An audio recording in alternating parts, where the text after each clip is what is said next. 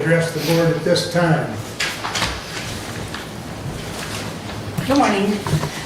You have some papers that I left on your desk so that you can reference them. Your name, please.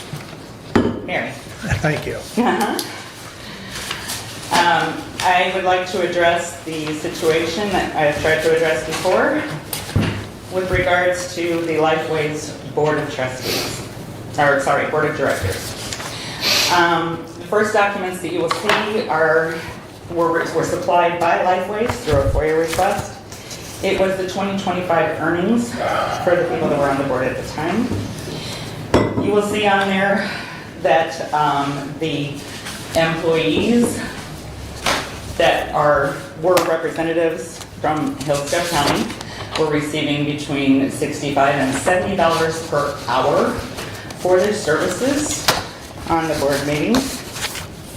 You will also see down below by the deductions, you will see that there is a deduction called ER, and it says 457 board. That you will see is not deducted from the employee's pay. That is the amount that Lifeways contributed to retirement. You will see, for instance, on Mr. Wiley's, that he also had deductions for a Rock 457. That came out of his pay. But the 457 board is given to all of the board members. It is paid by Lifeways. They are receiving retirement pay. You will see the next page is MCL 330.1222. It states on number 4, an individual shall not be appointed to and shall not serve on a board if he or she is one or more of the following. A, employed by the department or the Community Mental Health Services Program. The next document you'll see is 330.1224 regarding the makeup of and terms of the members. It says a board member shall be paid a per diem no larger than the highest per diem for members of other county advisory boards set by the County Board of Commissioners, and be reimbursed for necessary travel expenses for each meeting attended. And then it says mileage, you'll get mileage, and then it says a board member shall not receive more than one per diem payment per day, regardless of the number of meetings scheduled by the board for that day. So the maximum you would make for that day, you will see on the next document, which is the rules of procedures and bylaws of this organization, this board. 1.6 states that per diem payments for all boards, committees, and commissions that by statute require the appointment of members of the Board of Commissioners will be $30 for a half day, up to 3 hours or any part thereof, and $60 for a full day. Then you added on a cute little thing that says, unless otherwise compensated. Well, unless otherwise compensated is something that I would call a BS addition, because no matter what board it is, it would be a conflict of interest to be employed by the board that you're sitting on. So, if I were you, I would remove that unless otherwise compensated. But then the next page is from the enabling resolution for Lifeways. Under B, it says board composition. And it states that this will be carried out in the following manner unless otherwise changed by state law or unless changed by a written agreement between Hillsdale and Jackson counties, provided such written agreement complies with state law. Hillsdale County shall appoint at least one board member who is a primary consumer and one board member who is either a primary or family member of a primary consumer.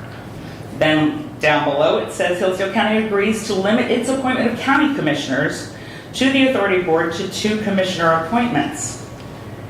The next sentence says, however, should any participating county elect not to use its county commissioner appointments, the other participating counties may appoint additional county commissioners to the authority board as agreed by the participating counties. So you have 2 seats for board members of this board.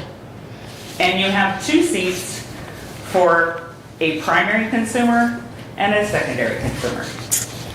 You do not have a member of the public, which you have placed Kathy Schmidt in. You do not have that seat available. And the board of directors of Lifeways cannot change that. It would have had to have gone through this body and Jackson's body, same county commissioners, in order to change this. So the bottom line is, you should be receiving no more than $60 a day for your services on that board, and instead you're receiving $65 to $70 an hour from Lifeways, and Lifeways is paying you retirement. That is a direct conflict of interest, and yet every time a member of the public has come here and said there's a conflict of interest with you sitting here and sitting on that board, you scream, no, there's not. Because you quote the fact that it is required to have board members on there. Yes, it is, but it's still a conflict of interest because you're employed by Lifeways.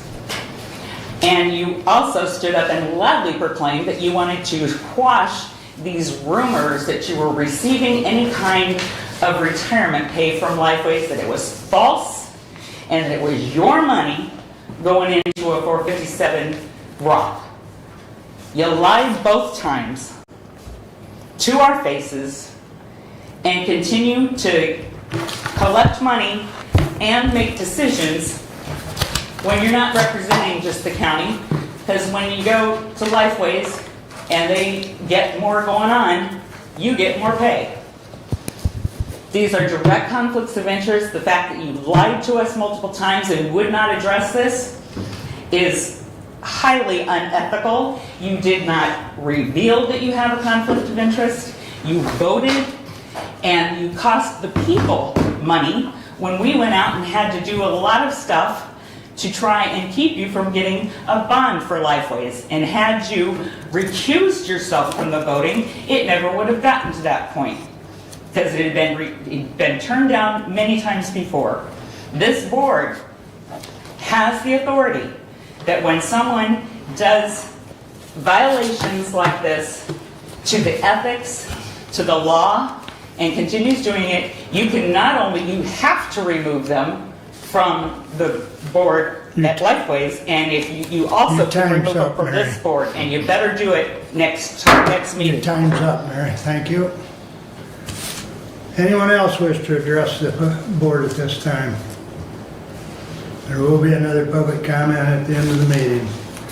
I would entertain a motion to approve the consent agenda. Commissioner, if I may, I would like to pull, let me place my agenda, the resolution 26064 and put down underneath management and personnel for a discussion. Okay. And then with that resolution pulled, I would move for approval of the consent agenda. Support.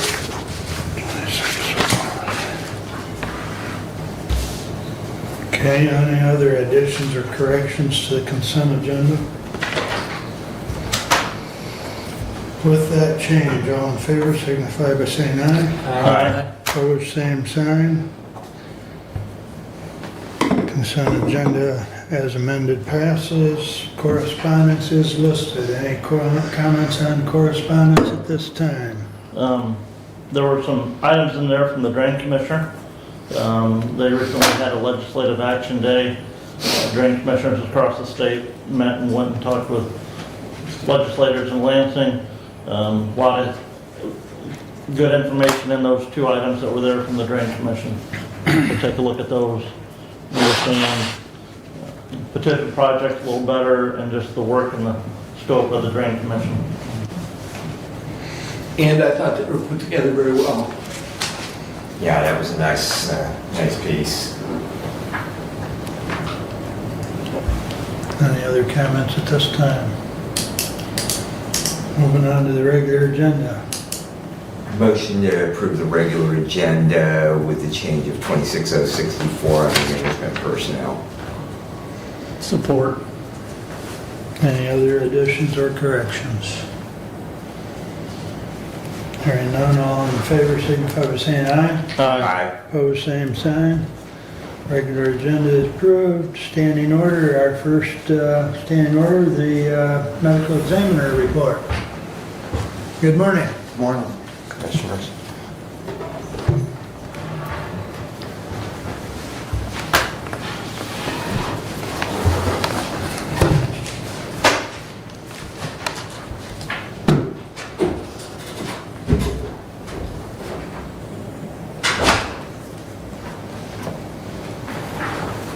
Okay, well, first of all, before we proceed, in front of you, I gave you a packet earlier, and on the second page is, our staff. And I just want to correct that, is that Aaron Wood, who is an administrative assistant for Lenawee Hillsdale, has moved on and is working for Jackson Dispatch.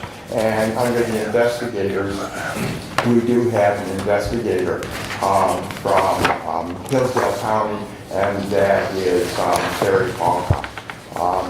The next page after that is the letter to you and the citizens of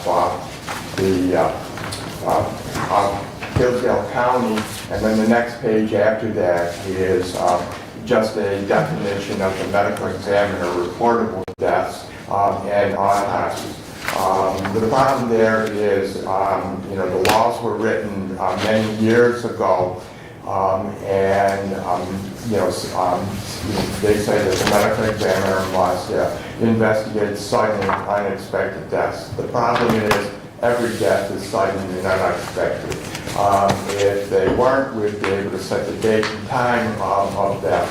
So the real threat becomes, and the job of the medical examiner is to work with law enforcement to make sure that deaths that occur have not in some way or some form been a crime, or those that are violent and unexpected related to products, failure, and then the other one is a threat to public health, such as when we had the pandemic. The next one in front of you is on the board there, is from January to December 25th. We investigated 129 cases in Hillsdale, and we performed 39 autopsies. The raw numbers don't mean much. However, the percentages are important. So when we perform the autopsies, we're trying to keep the number that we perform in the low 30%, or lower if we can.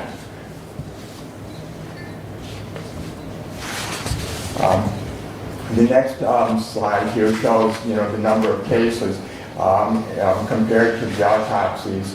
And you can see that by the graph, they're relatively, constant.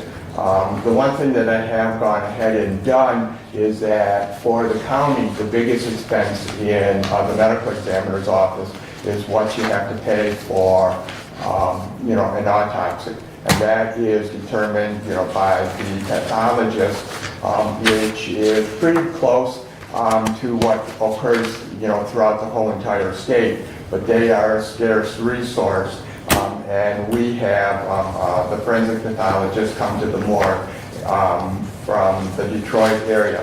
One of the calculations that I did was that the average number, and it's not on your paper right there, is that the average number of cases that we investigate per year is 127. And I figured out what we would call standard deviations over the number of years that we have data. And at 2 standard deviations, 98% of the number of cases that that we would investigate would be under that number. And that number for Hillsdale County that I have calculated is 153 cases per year. And the average number and the range for autopsies using that same category or that same calculation is going to be between 33 per year and 61 autopsies. And so, you know, when we're figuring the budget, we use the largest number. And, you know, since autopsies for this year are costing $1,500 per autopsy, that's going to be a projected maximum amount about $91,500. And in 2027, that cost is going to go up to $1,800 per autopsy, and calculating that will come out for a budget of $109,800 should be the maximum amount that the county may end up paying. That should be the maximum. Most of the time, it'll probably come underneath that, but I try to give you a calculation of what you may have to account for. The next slide is cases by gender, and you can see that these are, you know, by age, and you can see that the majority of them occur in our elderly population.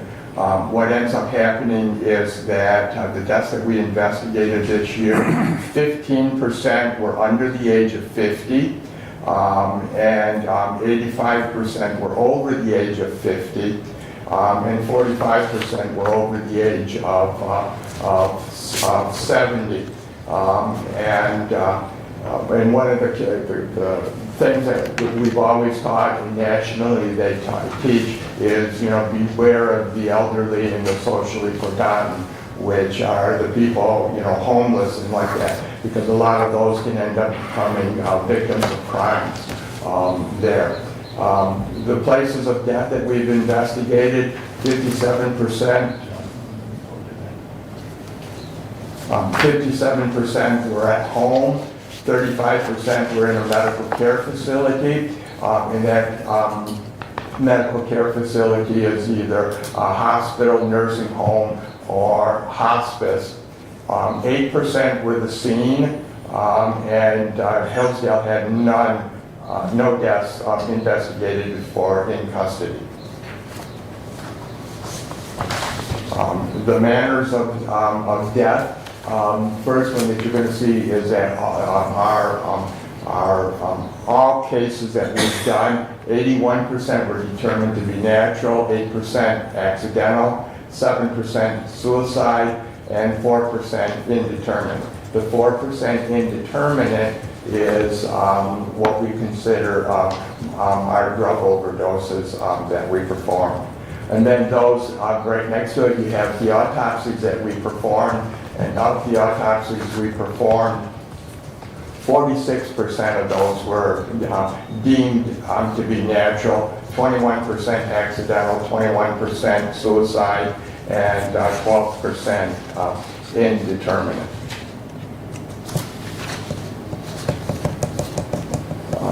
The next slide shows that of all the cases, you know, in perspective, 4% were drugs, and it can show that that's a small, you know, an important but small number of the total deaths that we investigate.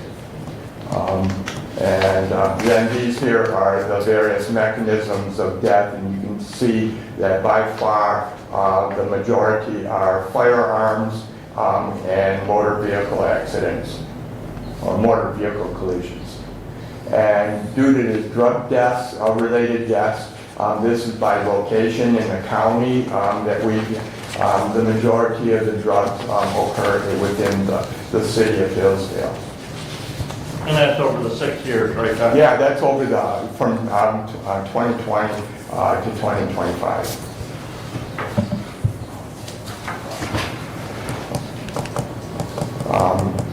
Suicides, this just goes to show you that the majority occur between the ages of 30 and 59, and the orange is females and the blue are male. And what ends up happening is that 89% were with firearms, and 11% were using a motor vehicle or of some type.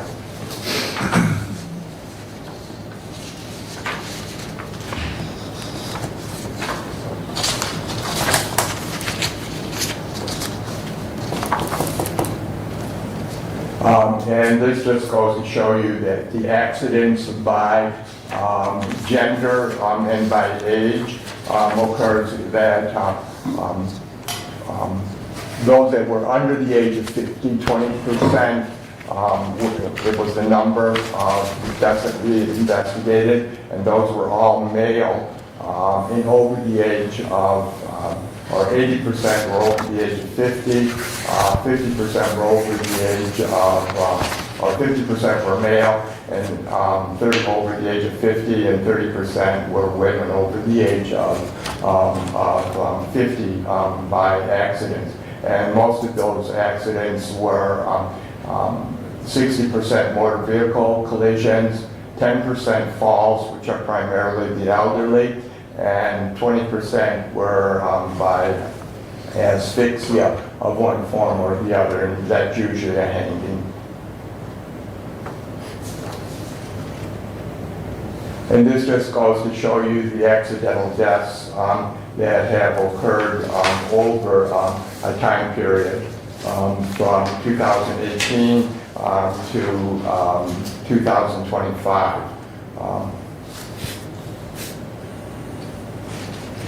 The same here with the suicides.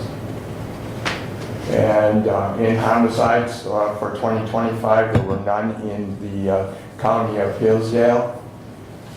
And this last slide shows you just the history of the medical examiner cases for your data. Just shows you a lot of the data there. And then cases by month from 2023. And what ends up happening is that in the month of, or in the year of 2025, we do approximately 11 cases per month that we investigate. And for the year 2024, it averaged out about 9 per month. And before that, 2023 was 11 cases per month. So you can see that the office is fairly busy for Hillsdale. And then this slide on the far right just shows you the data from Hillsdale County for 2025. However, the national statistics from the CDC just shows you the data to the left and the percentages of deaths. This is just a comparison to how we do national. The one qualification is that data, the data for 23, 24, and 25 nationally has not yet been released. So that is based on data from 2022.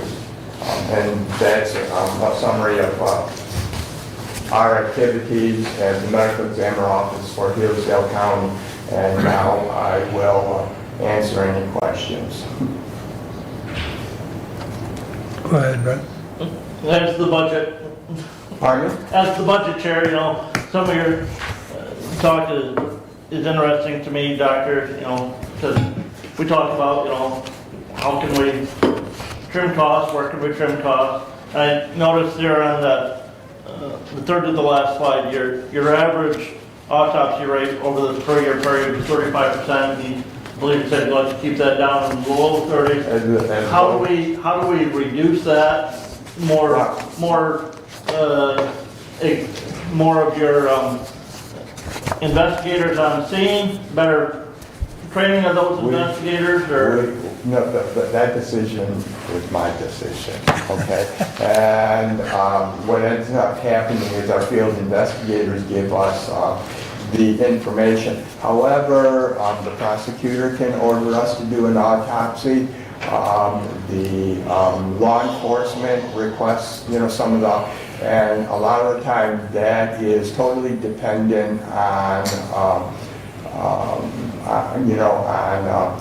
the presentation, at the scene. One of the things is that If it's not violent, if it does not involve drugs, does not involve fall trauma, accidents, or trauma, doesn't involve hepatic failure. For instance, if someone falls at work and they're on the work and they end up dying, we've had people collapse while they've been working, and it's been a natural due to a heart attack. Because they're at work and there's the potential for litigation coming out of it, to protect all parties involved, we end up doing an autopsy. If it doesn't involve those circumstances, we don't. But some of them are very suspicious. Now, what do you do when someone is out in the field, there's blood there, and they collapse? You don't know, you don't have, we can't predict the circumstances, and that's what dictates it. But we like to look at, try and keep it as low as we possibly can. And we itemize absolutely everything for you, what the costs are. I guess the other thing that intrigued me was, of your total cases, 45 of them, or 35%, were from a care facility. Like our medical care facility, we have a doctor that sees those patients. Understand your comments there that, sometimes those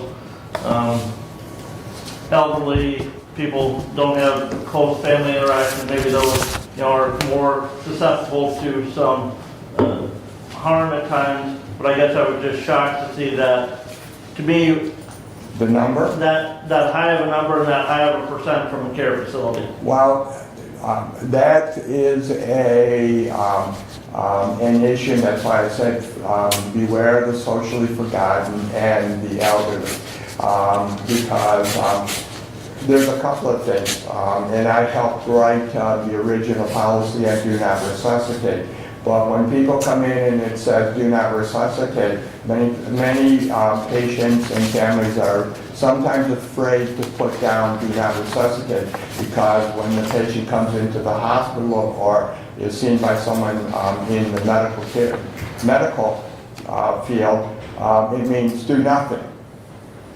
Okay, and so if someone falls, okay, and has a head injury, is it a natural death or is it an accidental death? Or, the medical examiner having worked a number of years, 45 years in the emergency department working with law enforcement, has become suspicious. People fudge medical records and say, oh yes, the patient fell on their own. Did they actually fall or were they pushed? Okay, does it become a homicide? Does it become an accidental death versus, a natural death? That's why I said you have to beware of the socially forgotten. The state of Michigan, we have an infant mortality review committee that all counties have to go through. We have a child death review team. We now have an opiate and drug-related death review that we have to do committees, and the one that's coming in the future is going to be the elderly death review, for that very same reason. So that was a very good question, but those have to be investigated no differently than any of the other deaths, and it's all based on the circumstances. Is there a way that in the future you can maybe break that out?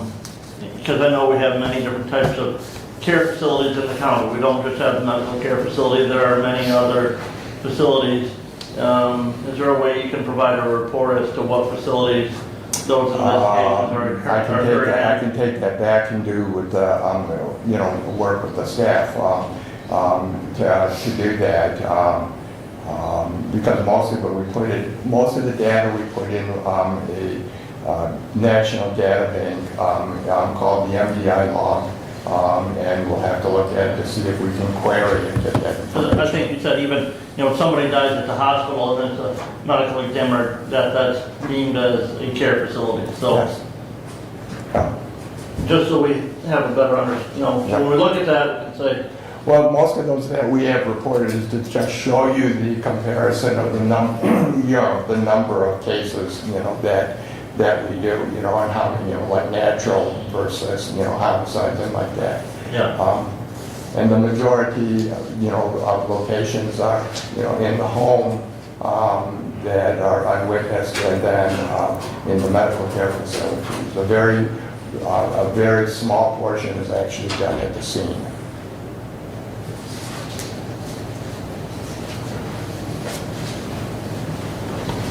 Any other questions, Brent?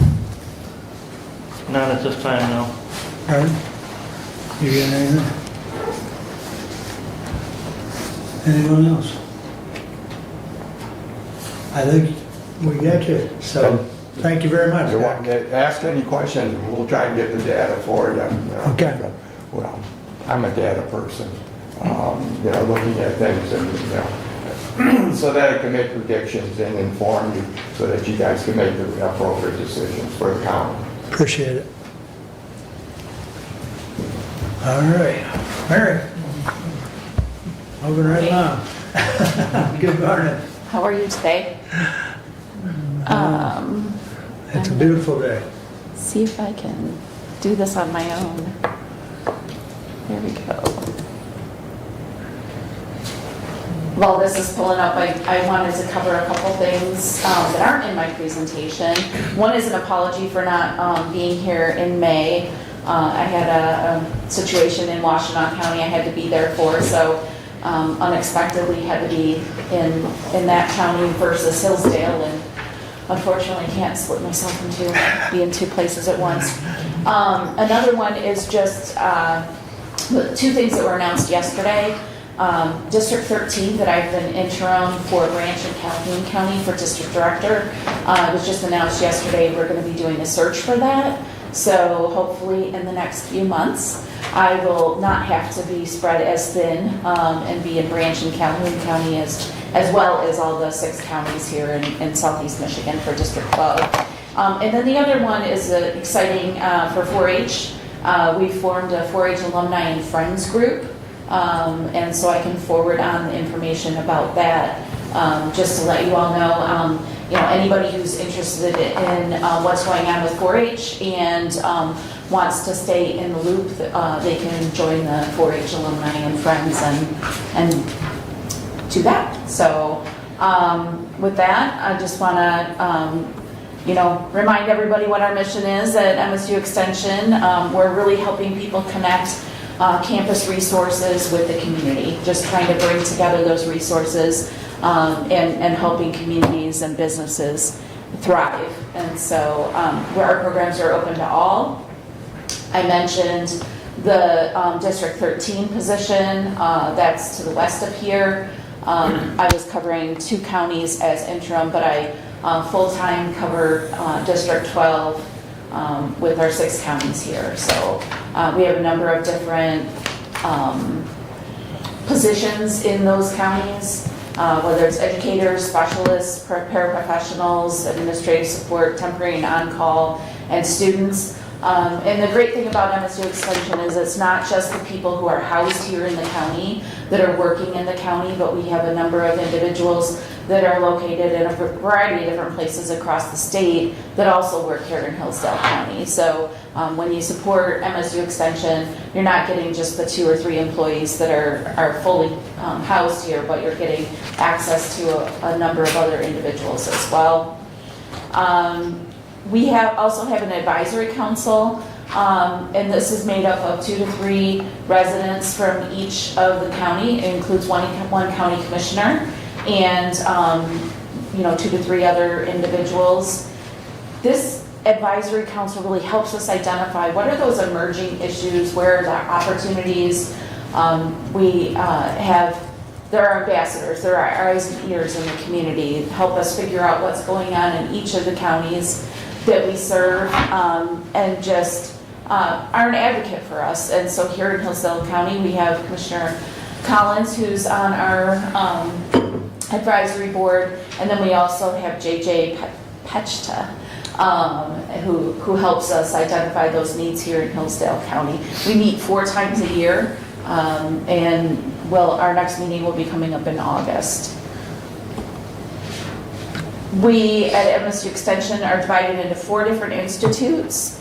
The institutes really aren't the main thing for you all, but to just understand how the types of programs that we have available at Extension, whether it's our Ag and Ag Bio Institute working on crops and animals, our E-Rail, which is our program where we work with first responders for accidents involving livestock.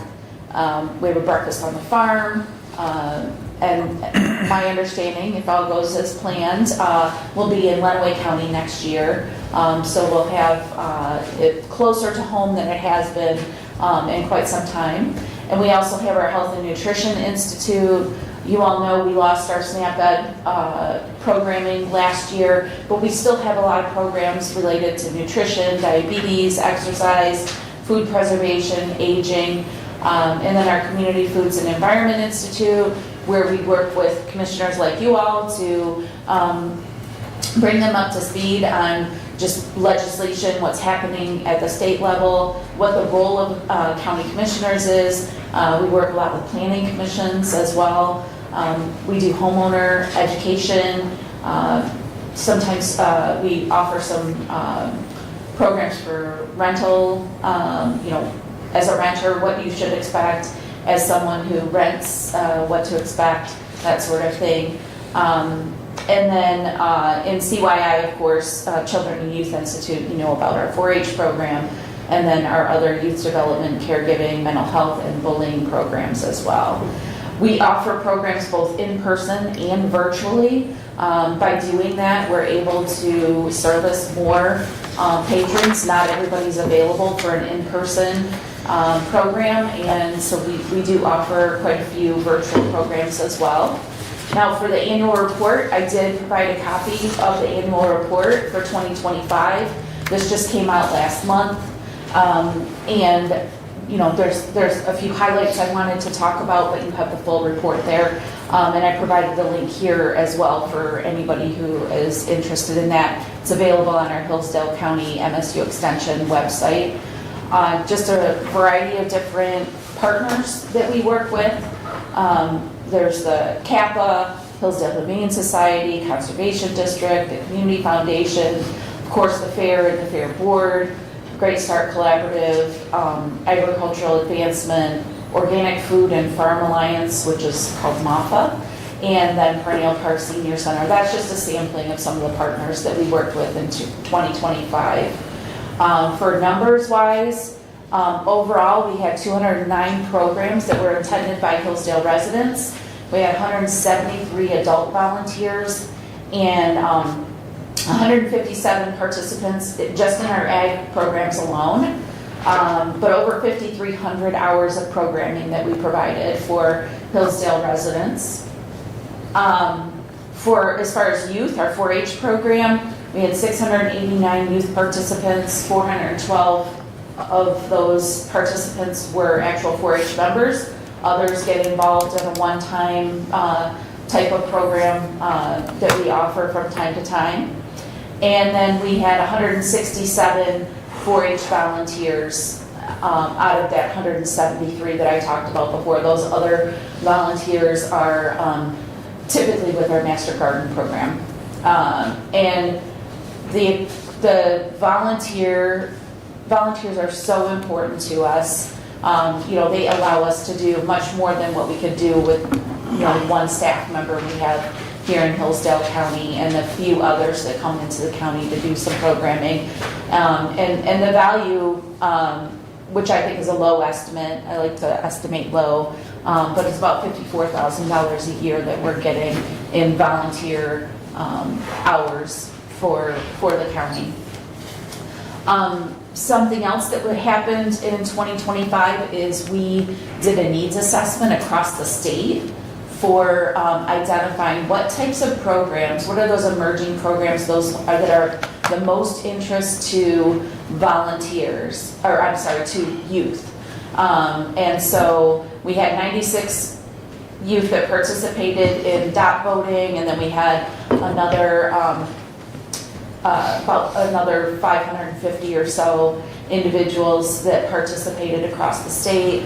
And 4 programs came up, and all of them are life skills. So basic first aid, cooking and meal planning, fixing things around the house, and understanding money and budgeting.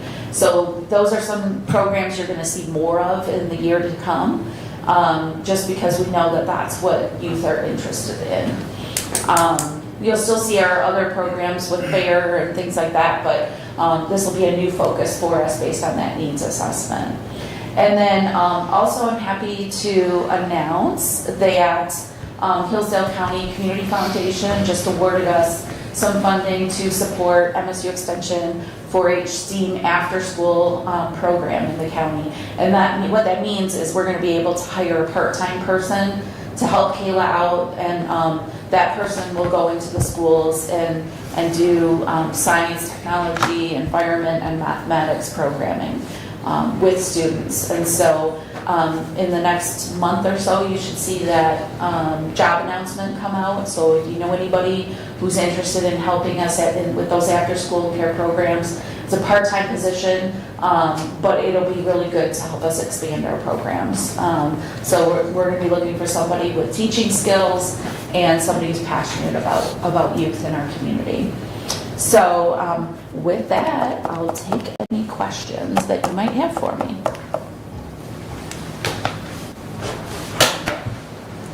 Questions for Mary? On your numbers of youth participants in 4-H, Mary, that you gave there, was that higher or lower from the prior year? I knew you were going to ask me that. I believe it's about 1 or 2 higher. It's not a lot higher, but I'll have to check into And it. do you know number of 4-H clubs? That is in the annual report. So I didn't include it in this, but it's in the annual report. I think it's in the 20s. And I apologize, I don't have that annual report with me this morning. I think it's on the 4-H page, or it may be on the front page.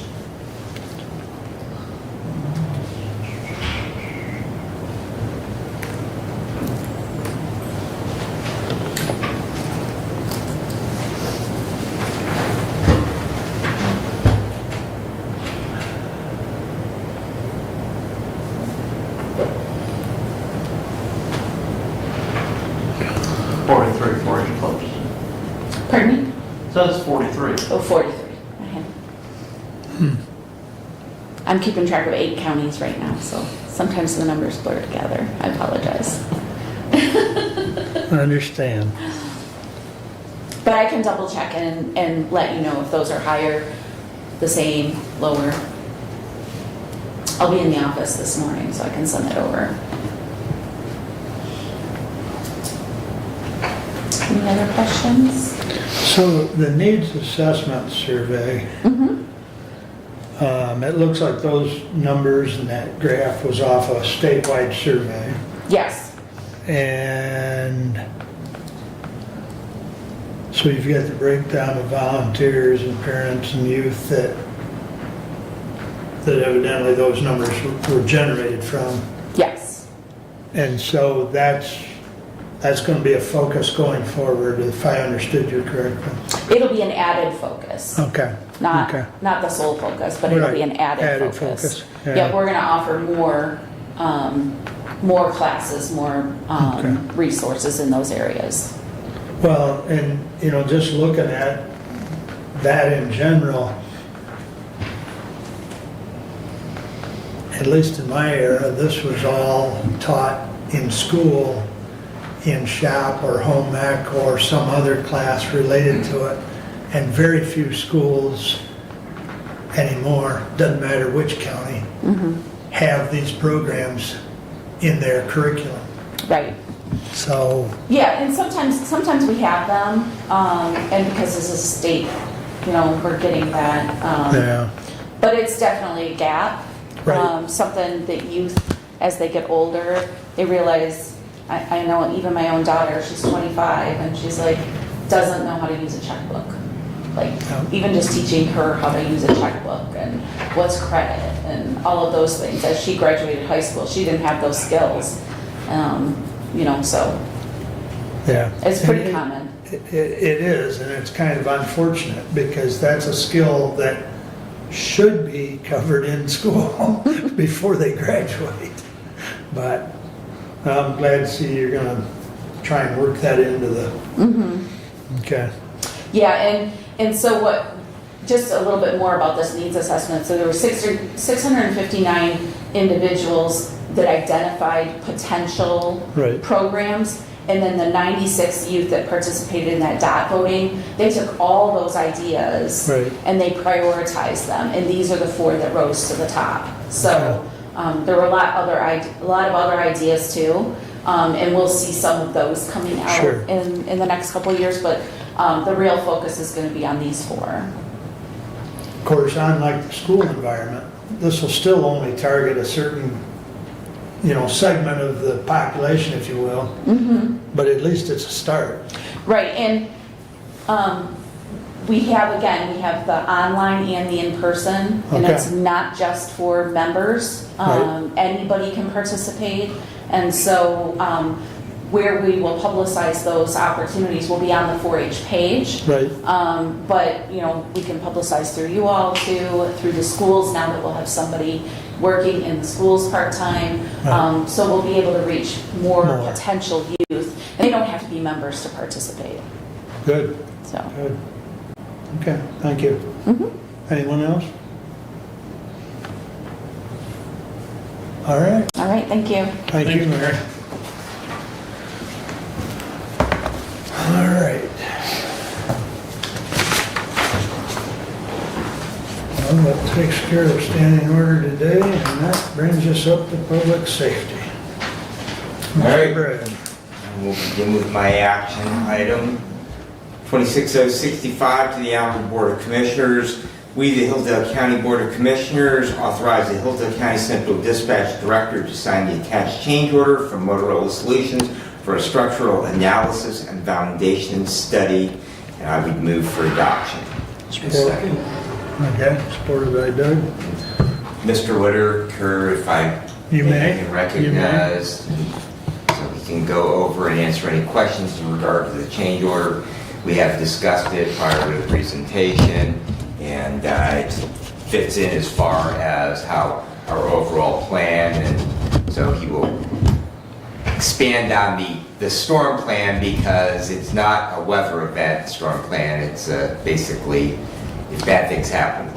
Yeah, so this is to do a structural analysis on the 70-foot tower that's out behind the dispatch center, which will be part of our quote-unquote storm plan, which is actually an emergency plan, if you look at that. This is designed to make sure that, one, we can support the antennas that we're putting on there, because we also already have quite a few antennas on there. Some of those may come down, a couple of VHF ones, but we still have some UHF for like the road commission and point to point with Ohio and Indiana. So this is all just part of the structural analysis to make sure that that tower is going to support the weight.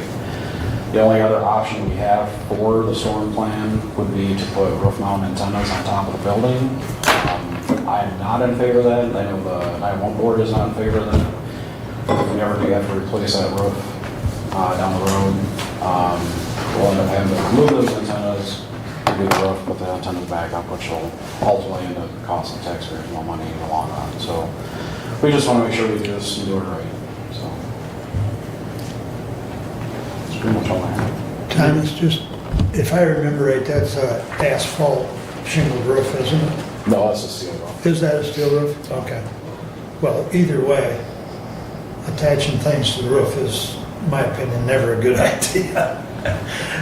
Potential leaks, among other things, as you mentioned. So, And we have had one roof leak on that prior. So. okay, go ahead, Doug. So you do the structural study, and you find out that it's not in the best interest to add antennas. What is the plan? Well, like I said, I believe we're gonna be okay once we get that structural analysis and we evaluate the antennas that do need to come off there. The only other plan would be to put them on the roof, or we would need that tower to support the requirements. Those would be our two options. Okay. Other comments or questions? You have two towers there, right? Correct. So is this the back tower or the front tower, Tom? It's the front tower, Okay. directly behind the dispatch center. It's the short 70-foot tower. Can it go on the other tower? They advise against it because of how much coax cable they have to run, because those are, the back of the storm plan operates off a mobile radio.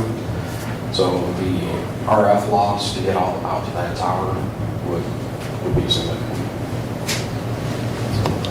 And is this the tower we're putting the 800 service on as well? No. This will be 800 radios going on it, but, or antennas going on it, but not anything, not like microwave or anything else.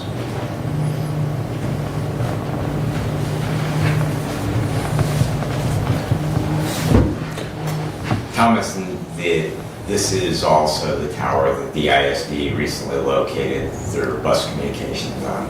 No, they're on the main. They're on the main tower, okay. Yep. So when do you expect this analysis? As far as the report? As soon as I get the approval and signed and get Yeah. back to Motorola, they're gonna start on it. Okay. So we should see it Probably a within the couple next weeks. month? Yeah, a Yeah, couple weeks to a month. okay. Because I would ask that we see it as well, along with... Commissioner, I would say according to the change order, the change order still sets a completion date, which I would include this change order still at July 28th of this year. Well, that's why I asked the question. So we're just over a month away. Yeah.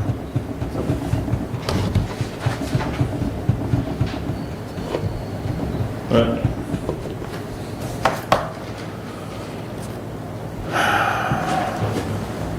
Any other questions before we vote? There is funding still available on the bond proceeds to cover this cost, so. Correct. This is change order number 4, correct? Correct. So, not really, I mean, at a project this size, we really haven't had a lot of change orders. No. Well, change orders 1 through 3 is $226,000, and this change order is $20,000, if I'm reading that right. Okay. Majority of that was for the foundation of the Litchfield. New Litchfield site. Litchfield Tower took a lot more concrete. Change the center of gravity on the earth on that. Yeah, probably. Okay, anything else? Cool. I would just say the Litchfield, if I could, the Litchfield Yeah. Tower, property costs a lot less money. That's true. All right, roll call, please. Commissioner Ingles, Yes. Commissioner Collins, Yes. Commissioner Wiley, Yes. Commissioner Benton, Yes. Commissioner Leininger. Yes. Passes 5-0. Commissioner Benzing, while we have the director here, if you would just give us an update as to where we're at on the 800 megahertz. I would be delighted to have him do that. I was actually gonna add We're moving along nicely. Actually, things are moving along really well. The Infinity, the people that are doing the microwave system, they've been out for the past 2 weeks, aligning dishes and getting those tuned in. I think I had reported before that all the towers are actually physically up, constructed. The next thing, once they get the microwaves aligned and everything, they have to start doing alarming for the NCC to monitor everything. So everything from how much propane's in the tank to, believe it or not, there's fire alarms in those things. If it goes off on to generator power, so all the alarms that are along with that.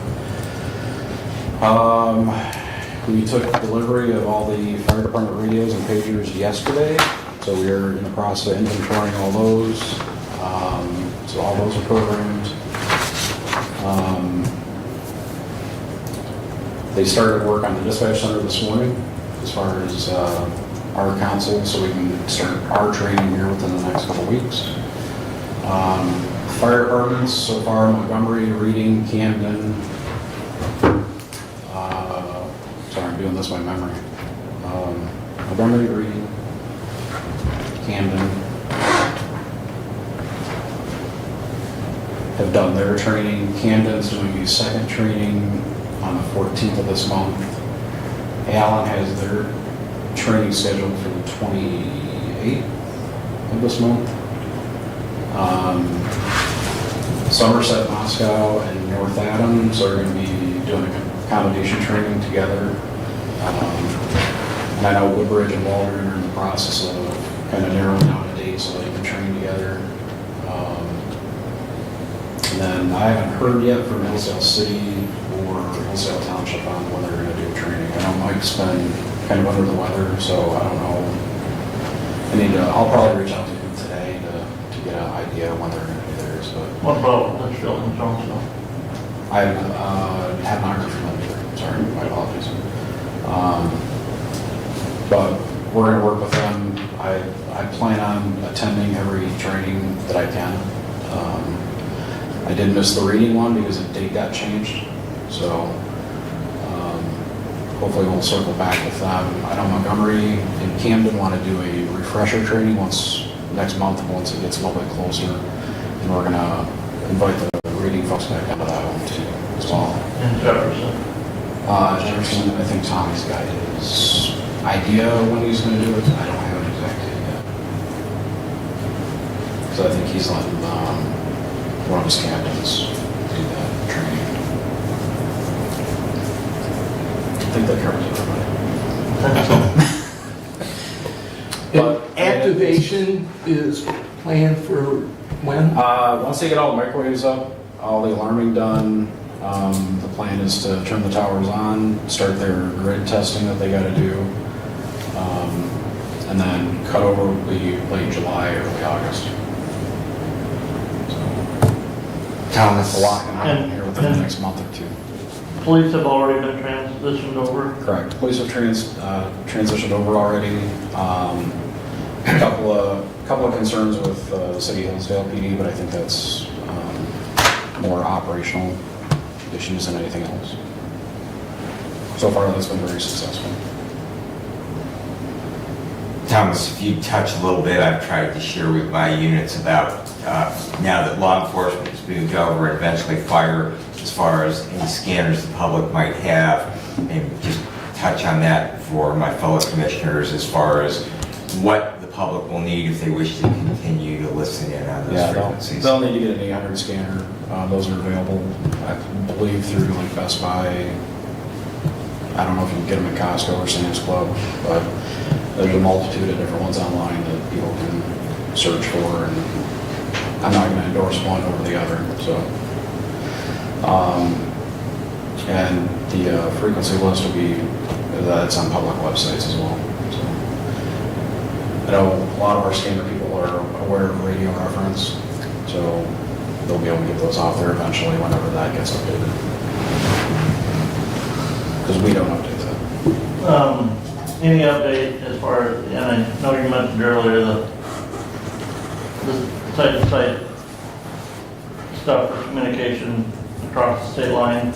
Any chance that the 800 megahertz will be able to communicate back and forth with Indiana, Ohio departments? Indiana and Ohio have been the bane of my existence over the past 2 years. So I believe I thought I shared in the last meeting, I apologize. We reached out to the state of Ohio multiple times in 2024 when this first started kicking off on like what we can do, what we need to do. And actually I was sitting here in one of the meetings and I finally got an Ohio response back 2 years later saying this is what you need to do. We did that and it's been radio silence since. So I haven't got a direct anything. I know we are aware that the Ohio system, or the MARC system, uses link layer authentication. So we are working with a radio vendor on that, so we can prepare ourselves for that. If Ohio ever comes to play ball. So we are not the only border county. What are the other counties doing? Lenawee uses Lucas County. Lucas County has their own system, so they're a little bit easier to deal with than the state of Ohio. Everybody west of us deals with, Monroe County deals with Lucas County also, so they deal with the Lucas County system. Everybody else west of us deals with Indiana, and Indiana's been about the same. So I've reached out several times with no response. I'm to the point of, I've even got Brad Stoddard, the head of MPSES, trying to do some communications with him, so trying to make progress. So you said you got the radios from the fire departments yesterday. When will those start being installed in the local? We got the portables, I don't have the mobiles. I'm waiting on a potential install schedule from the radio vendor on how long it's going to take to do each department. My anticipation is probably going to take 2 days for each department. That's a rough guess, based off how well they did with PD. But PD cars are a lot easier than fire trucks sometimes. So as soon as I get that, I will get that out to the chiefs and start arranging. Well, you know, generally there's enough police department vehicles that they can park one and they can work on it, and they have something else that they can take if they need it. And Yeah. fire department, not so much. When that truck's got to roll, it's got to roll. Yeah. So we're going to work with the fire department administrations on a process. So that's why it may take a couple days to do one department.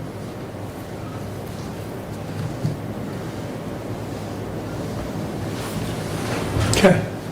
Any other questions or comments for Thomas while we've got him? All right. Thank you, sir. Thank you, folks. Appreciate it. Very good. All right, Brad, please continue. Alrighty, thank you very much. Commissioner Weiland and I met with our labor attorneys on May the 28th to go over the final edits on our employee handbook update, which we will have later on under management personnel. We also discussed the issue regarding back pay for employee, and we have a resolution to that also a little bit later in our meeting. Visited all of the county downtown offices with our emergency management director on May the 29th. We checked all of our first aid kits. Did find a few of the old green boxes still out in circulation, which go back quite a number of years. We did find a couple of offices that did not have first aid kits. We will be taking care of those, as well as updating our supply of naloxone or Narcan. The last batch of that, we had a number of them that expired in December of last year.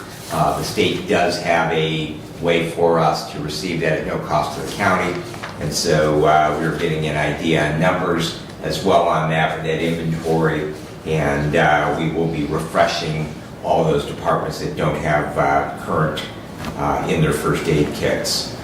We did have department heads meeting also on the same day, the 29th, and I'll let Commissioner Wiley report on that. My township meeting cycle is well underway.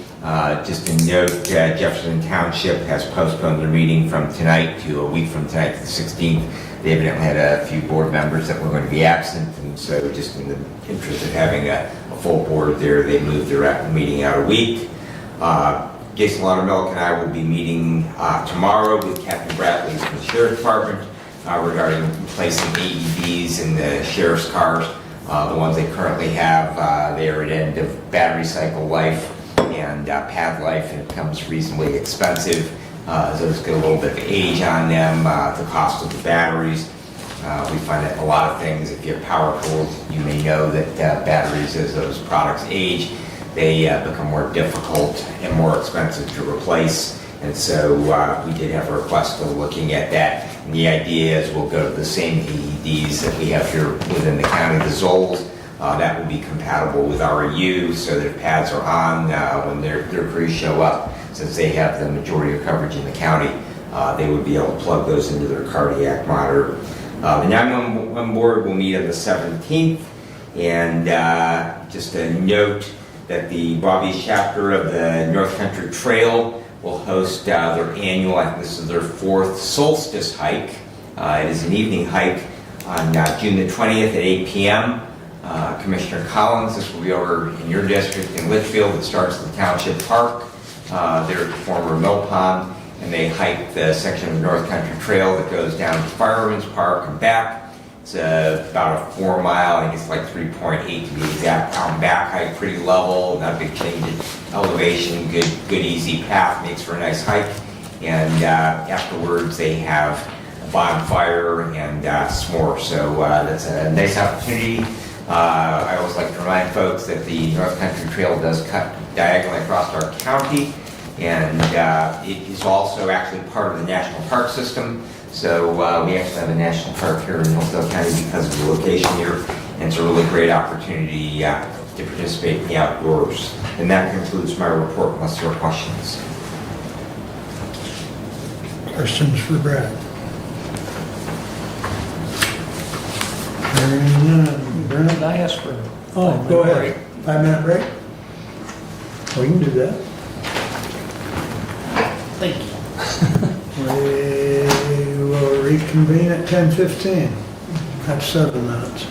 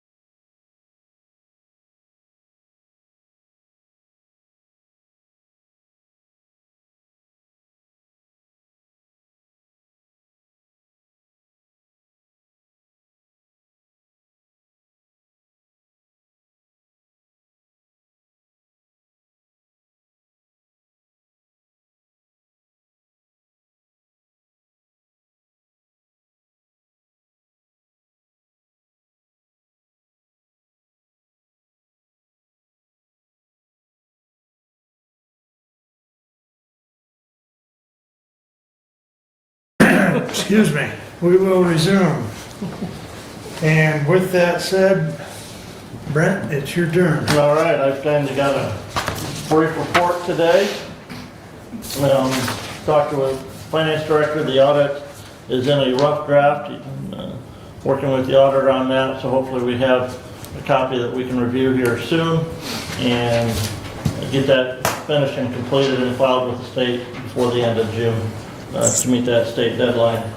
In the correspondence today was the letter from Lifeway regarding their appropriation request for their next fiscal year, which includes would be our calendar year. If you look at that, I don't necessarily like the way Lifeway writes that letter because the total amount that they're requesting is technically the total millage funds. We're just using part of the millage funds to pay the annual appropriation amount that's required according to the statute. It almost looks like it's an add-on. And it's not, right. The total amount of the $1,095,735 is what we anticipate that we will bring in from the millage that we approved levying at our last Board of Commissioner meeting. The $194,000 is part of that $1,095,000. So I said I just wish Lifeways would write that letter differently so that it truly reflects that annual appropriation is coming from the millage funds. It's not in addition to that as of right now. But that $194,000 does have to be paid to Lifeways. We're currently using the millage funds. If the millage goes away, we would have to pay that out of our general fund. And that 194 is by statute. That is by statute. It was based on an amount that was being paid by the county from many years ago. Yes, sir. I have to look back to the statute to see the year that was set at, Commissioner, but that has not changed in many years as far as the 194. But that's defined by the state, is my point. That is set by the state of Michigan, right. The state of Michigan set the date for the period of time that the county had to look at to determine the amount that they were contributing towards mental health for residents, and that was the figure that the county was contributing at that point in time, and so that figure has not increased.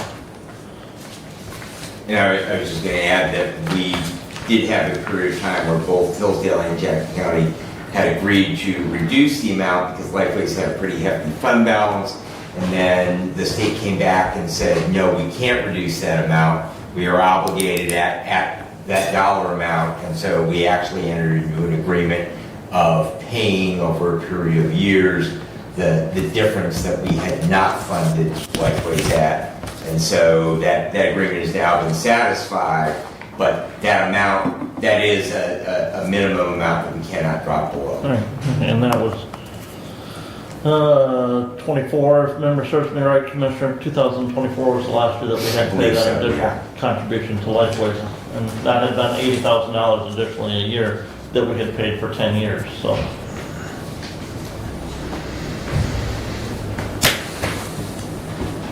Go ahead. Another question. Is the 194 by definition from the state required to go to a particular entity?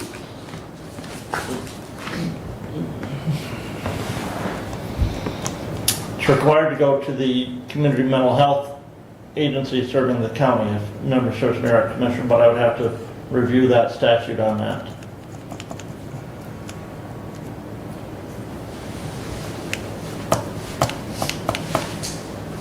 Any other questions? On that. Couple of other things. We have opioid committee meeting tomorrow morning. I think we have just one thing on the agenda, last I knew.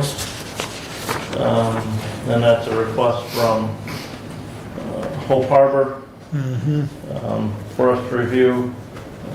We did approve the funding for the medical assisted treatment at the jail. We have paid that bill that had been submitted on that, and I think that was paid shortly after our meeting where we approved the opioid funds for that.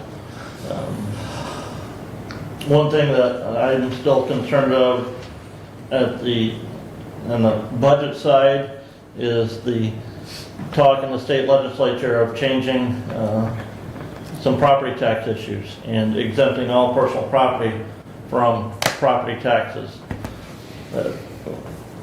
Currently, this fiscal year, we'll get over $1 million at the county level from property taxes levied on personal property.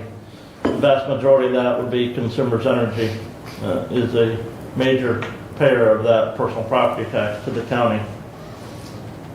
There's discussion ongoing at the state regarding the state's budget. I do know some of the House of Representatives leadership has indicated that their budget deal will have some of those property tax changes involved in it. And so the concerning thing is we still don't know how the state's going to tell us they're going to make up that lost property tax revenue that we would see. And if they make it up this year, I don't trust them to make it up every year going forward. $1 million in our budget is going to be a hard ask for many departments to make up should we have to cut that. So some things to be concerned about on the budget side. As Commissioner Benzing said, local meetings are, and my first one was last night. It's also youth baseball and softball month, where those games all happen throughout the month of end of May and June, and so I have a ball game every night, for the next 3 weeks. So I've communicated to many of my locals that I won't be there, but I've been talking with them, working with the Village of Waldron and the Health Department and the Building Inspection Office on a couple of hazard properties there as well. So that is my report. Did you get something forwarded from Chris Dewey on the project that she's working on, with opioid monies? I didn't know. The last I I just heard, forwarded it to you. We'll have to get that to the rest of the committee members. She sent it to Derek and I, but it's just a kind of a short paragraph of an update on where she's at with that program. well, So, the Material Management Committee, Hannah from Second Nature Consulting is diligently working on getting our material management plan back on track, getting the second year work project completed and sent to the state of Michigan. We have submitted an updated revised grant application to the state requesting the full amount for the first year funding. We also did request the second year grant funding, but we will have to get them the second year work plan as well. So. okay. Any other comments or questions for Brent? Doug, your turn. I have several items today. Regarding the elevator in the county office building, I received an email from our facilities administrative coordinator, Metzger, that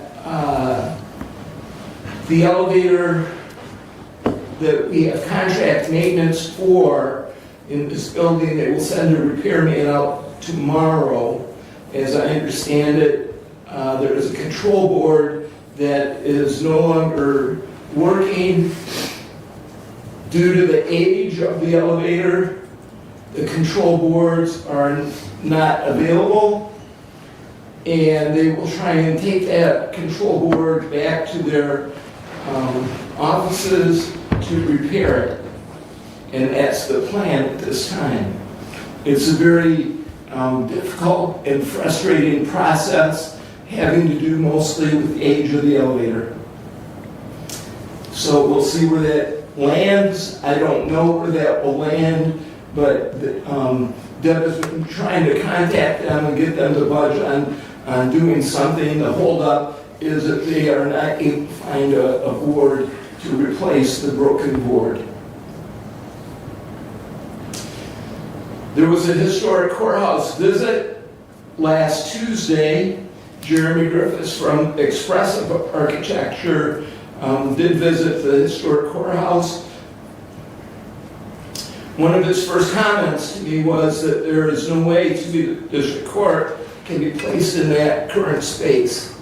He suggested an addition to that building. Jeremy reported that the historic courthouse is a beautiful building, but presents many design and security challenges. His words, there is no way we will be able to design solutions for all of them, especially given the budget constraints. It appears that we can only focus on developing the best strategy and solution for the needs of 2B District Court.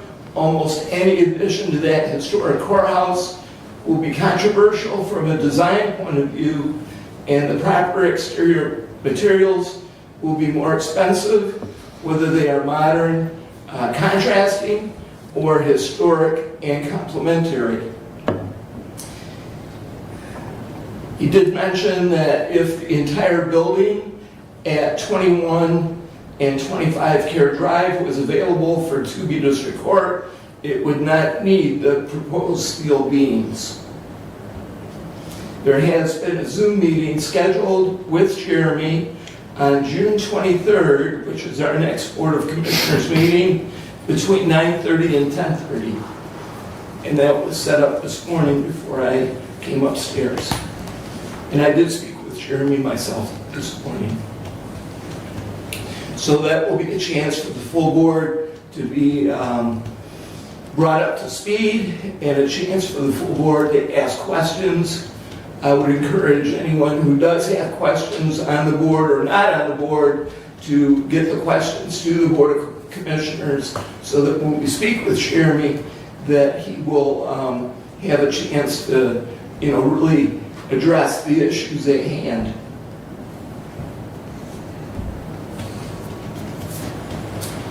From the Facilities Department, on Tuesday, May 26th, the front of the court was flooded from a burst pipe in the upper floor break room. Significant water damage on upper and lower floors. Carpet has been pulled up in the hallways to dry the floors. Ceiling tiles, almost 100 ceiling tiles, were soaked and needed to be replaced. Some drywall has been replaced. ServPro cleaned up the mess.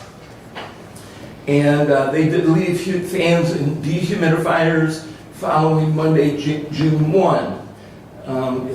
Currently in process of putting carpets back down and doing further cleanup. The HVAC system was hit hard with water, so there's work to be done on that. The offices are and have been functional during this time of maintenance repair. In the annex, Hillsdale Renaissance will be moving a tenant into one of the offices on the upper floor. That'll happen this week or next. Keys have been provided so that they have access to the upstairs. They do not have access to the downstairs where 2B District Court is, but they need side door access to get them upstairs for the tenants. And if you recall, there's been a gate installed between the elevator upstairs to limit access so that any tenant cannot, in the after hours, cannot get downstairs. For Michigan Works, Wolverine Seal Coating will be doing their parking lot on Saturday, July 11. Recall that 4 years ago, the parking lot was redone. It's time now to do the seal, past time now to do the seal coating so that that parking lot does not disintegrate.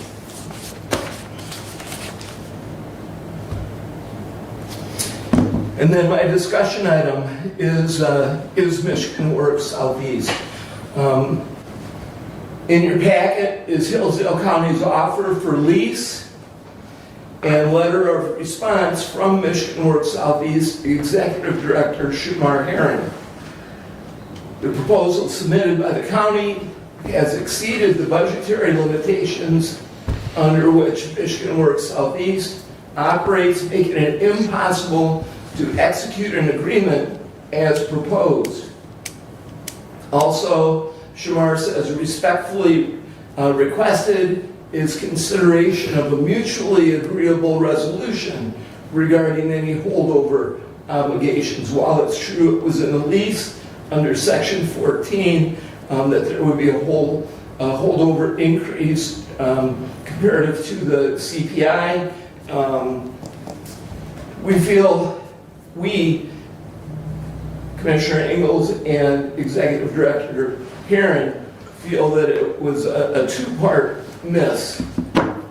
Our facilities department missed and Michigan Works missed that holdover, and so Shamar is asking for some consideration on that holdover as contained in the lease. For me, in the conversations that I've had with Shamar, the goal from the county is to keep Michigan Works Southeast as a tenant. And I bring this to you because it will be a board decision on how to move forward. And I ask for questions or comments regarding the lease with Michigan Works Southeast. They are currently out of lease for month to month. Their lease expired in October.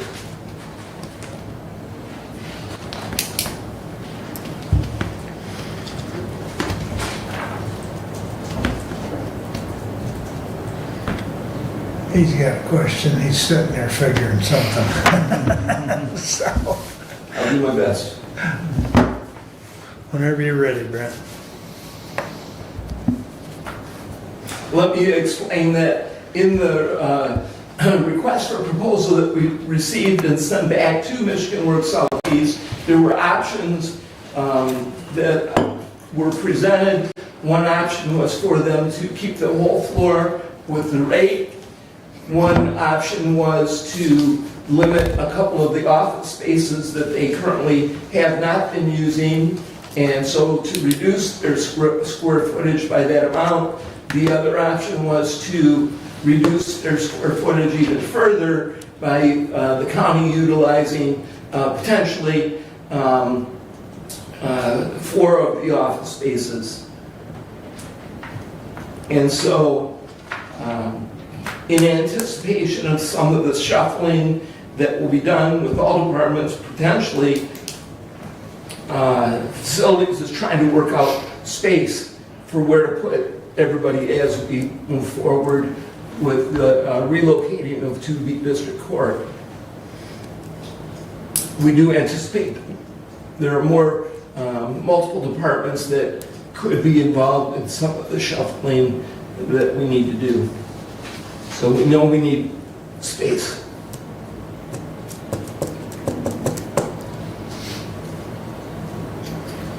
So I guess my question, looking over the amount of the lease, and I know that you say that Shamar is, significantly resistive outside of their budget. We probably, in the area that they operate in, probably have the lowest cost for commercial real estate of anywhere. And I know what I pay for my business and have been in that location for 42 years, that I am paying currently about what their 3rd year of rent would be. I would say that probably that what I'm paying is on the low side if you were to look at what they are asking for the Rite Aid building to lease that, or any of the other commercial space that is still available up in the Kroger Plaza. There is no vacancies in the smaller strip malls, the one where Subway's at, that has been 100% occupied since they built it. The 10 units that in the project that I'm in, those are 100% occupied. And so I guess I would be interested on what basis they are coming back with to objecting to the schedule, which, as I see it, as a tenant myself, is a pretty doggone good deal, especially in the first couple of years. Yeah. And so that was the attempt that we tried to make, is to make it, favorable to keep them as a tenant. It's important, for the county and the dollars in the budget to keep them as a tenant. On the other hand, they've had a very low rent for a number of years, and an adjustment is in order. And there are other tenants that are in fact paying rates that we've tried to bring Michigan Works Southeast up towards. The hesitation and the comments that I get from executive director is that the jump is quite a percentage, and that is his difficulty, and that's his comment, that it's just such a big jump currently compared to what they've been paying, understanding, that my response is, you've had it pretty good for a while, so the delicate balance is the decision that the Board of Commissioners will make, is to keep them or not to keep them, and we need to determine that. Commissioner, the current contract that they are operating underneath required them to, as of October 1st, increase the rent to $7.30 per square foot. Yes. That was the rate of inflation change from what the consumer price index was in October of 2020 compared to it in September of 2025. That's a 24% increase. That's under a 5% increase per year over those years. That would put $7.30 a square foot. In addition to that, they are paying a CAM. On the finance side, this is something I truly think that I'm a little lost as to where these numbers came from to send to them for this, because that CAM figure that we've been getting, going back even to the CAM figure that was proposed with Lifeways, we really don't see the need to increase that CAM on the county finance side. So I'm a little upset that in this packet was the first time that I had seen this proposal, and you were proposing an increase in the CAM rate, and the facility department didn't have communication with the finance department on that to say we need to do that, because the finance committee would probably say, let's look at that. We probably don't necessarily need to do that, because the contract itself, just like the Lifeways contract, is written that that item is reconciled at the end of the year. The finance department would much rather do away with CAM altogether and just go to a flat rent fee, so that we don't have to deal with reconciling that CAM cost. That would be much easier, take less time for all parties involved. So when you add, because currently they're at $5.75 a square foot on CAM. You have it in front of you, I don't have it. I'm pretty sure that's where they're Yeah, at. $5.75 in the first and second year, and then it increases by a quarter, Well, that stays was the the same in the proposal. That's full the year. proposal. What are they Yeah. currently? I was thinking it was 5.25 currently. No, 575. Is it? Okay. Yeah. So they've been at 575. I like Commissioner Benzing. You pay commercial space rent. 585. Even when you add the 575 to it, that's still extremely cheap for commercial space.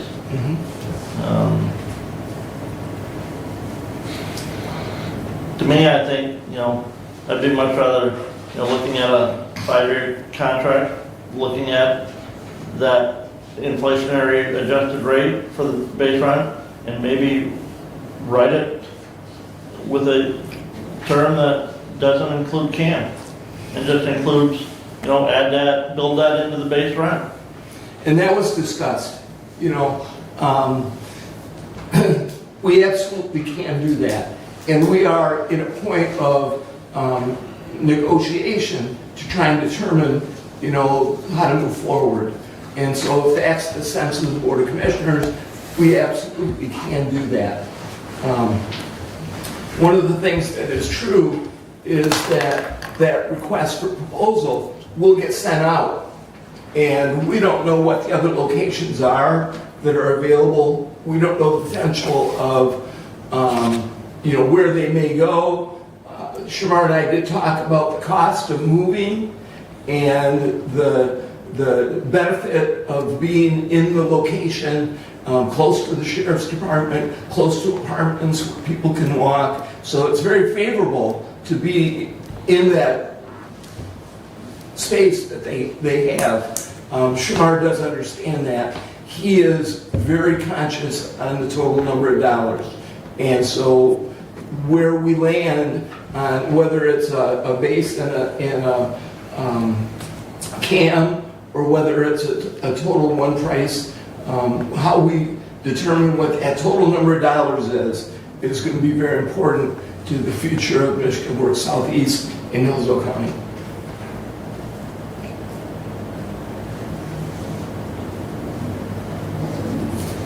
What was the number?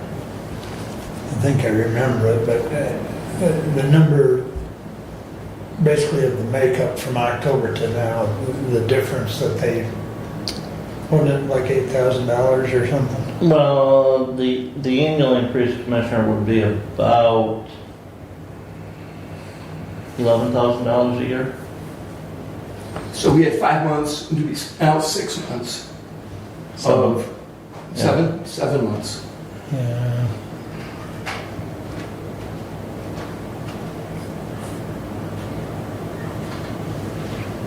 The reason I ask is I think that might be part of this, as part of the overall discussion, that they need to make that whole, but if that helps with the negotiations, do we just waive that? Or if we created a lease that was agreed upon and dated as of October 1. I don't know if we can do that. I mean, they haven't paid the holdover anyway. Right. The lease is out of contract.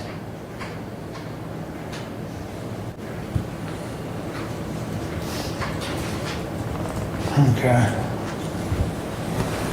Any other thoughts to guide the facilities committee on that? I guess that, I would look at, because the first couple of years in the proposal I'm seeing here is pretty generous, that holdover, to make us whole, we build in what that holdover would be into that first and second year. So basically, they would be paying us that holdover cost, and we can do that either all in 1 year or do it in 2 years. That would make us whole for that period for the agreement that they signed, because they did sign that agreement, we signed that agreement, and so that would make us whole for that, but then it would also, where they just wouldn't have to cut a check. Kind of smooth it out Right, exactly. so it's easier to swallow. Because like I say, just look at these numbers, if 585 is pretty doggone cheap Right, right. in comparison to what people are paying for commercial rent. And I misspoke, it's about $1,100 a month, so it's $12,723.75 annually. Okay. So we're right there in that. And I would Around be good it. with going the length of the contract to pay what they owe us back. I mean, I don't see And the, not just 2 years, but prorated over 5. oh, it's just a 2-year contract? No, No, it's 5 year No. contract, spread it Yeah. over 5 instead of the Yep. 2. Yeah. Yeah, that's, I mean, that way, basically, they're honoring the agreement they signed, right. and which we're obligated to taxpayers, because that's a contract that we signed, Right. but it also makes it a little bit more palatable. They pay it a little bit at a time, it doesn't cost them any juice, they get the benefit of inflation, because inflation, over that, whatever period, if it's 2 years or 5 years, Right. they get the benefit that they're paying that with inflated dollars, so. Commissioner, are they And part of that CAM discussion, are they paying for the seal coating on that parking lot? No, we are paying on the seal coating.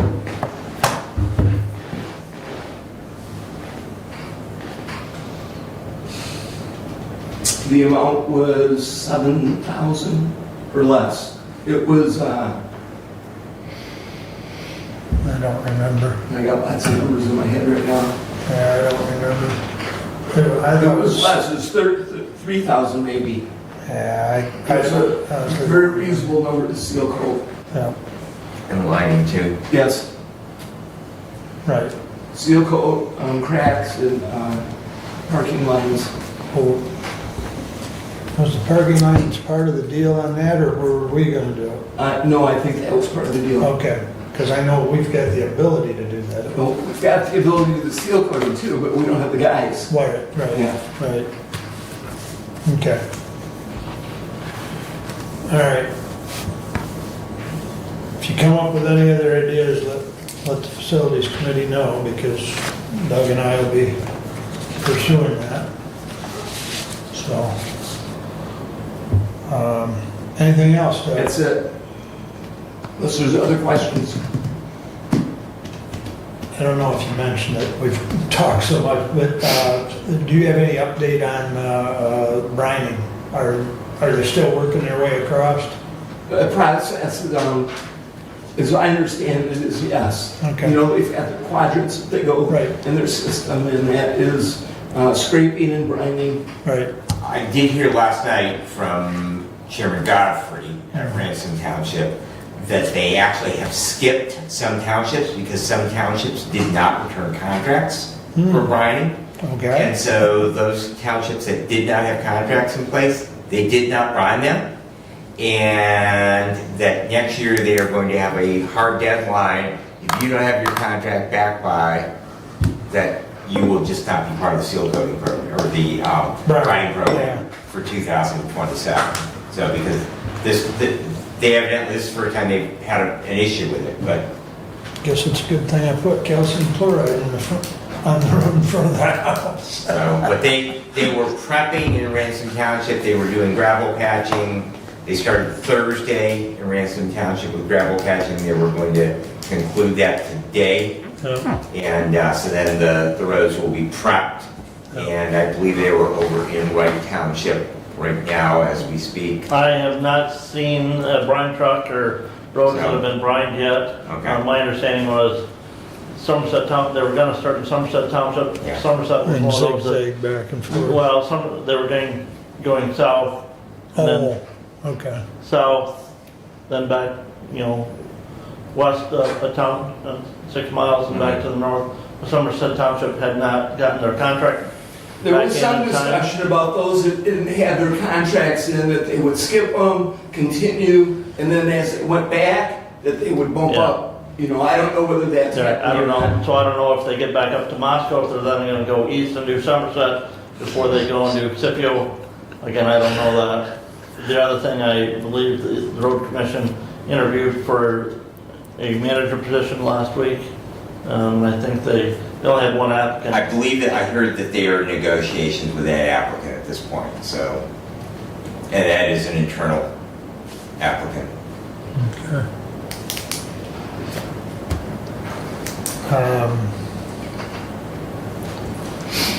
Deb just texted, the parking lot amount was 1,934. Yeah, I sure couldn't remember that number. Me neither.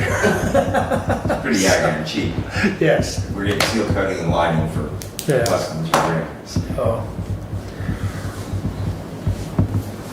Okay, anything else for Doug? Kevin?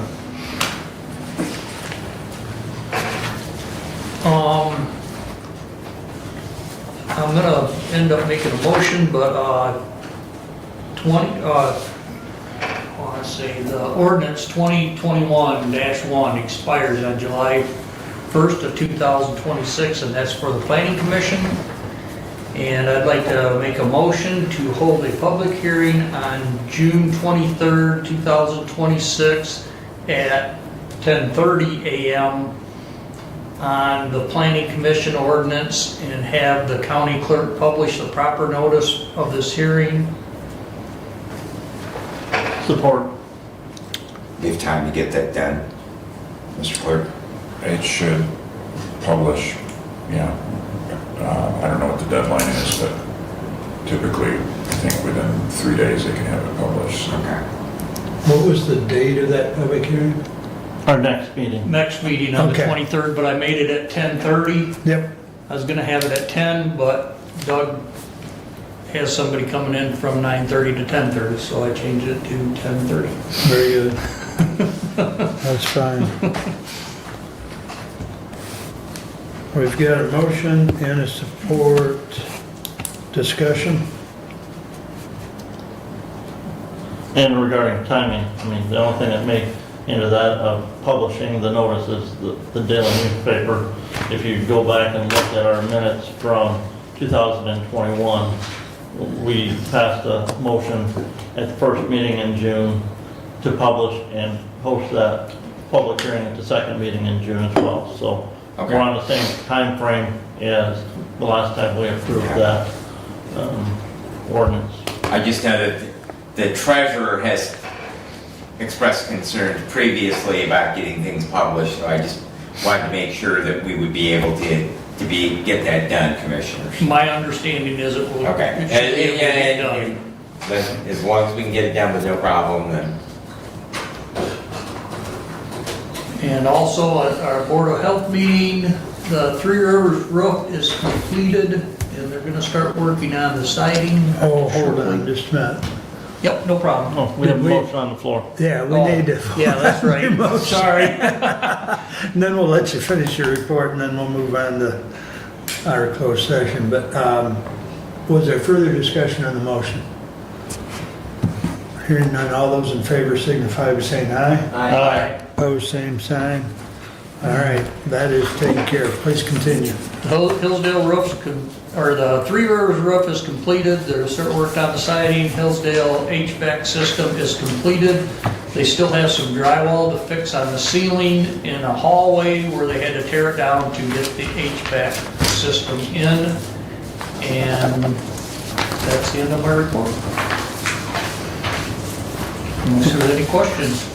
Questions for Kevin? Just one other comment there for Commissioner, as part of that roof replacement at Three Rivers, the discussion on that, we did change that from a shingle roof to a standing seam metal roof. That roof was damaged as part of the tornado that went through Three Rivers March, April, I think March. Late March. Yes. And in that process, got to looking at the age of the roof on the health department building in Hillsdale, at least the shingle portion section of that. And the health department will be looking at replacing that in the near future.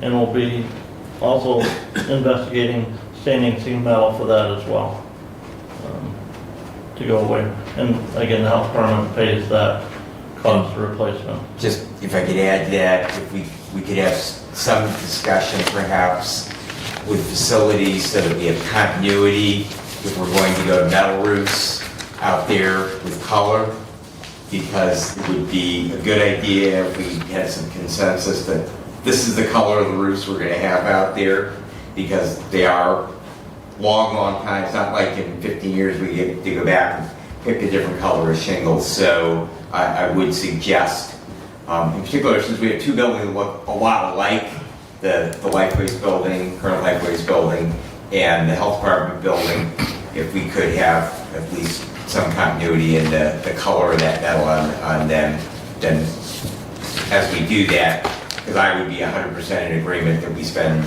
the extra money on the buildings that we are responsible for, to put metal roofs rather than shingle roofs on them, since you can't buy a 20-year, it might say 20 years, but there are no 20-year shingles anymore. So going to metal is the best course of action, just having the colors all the same would be a good thing.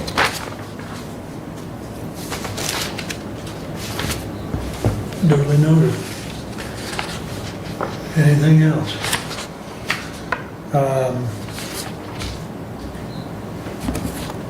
If it's okay with the board, we'll move to the closed session and then come back to my report and public comment, since we've got both council and Mr. Dixon present.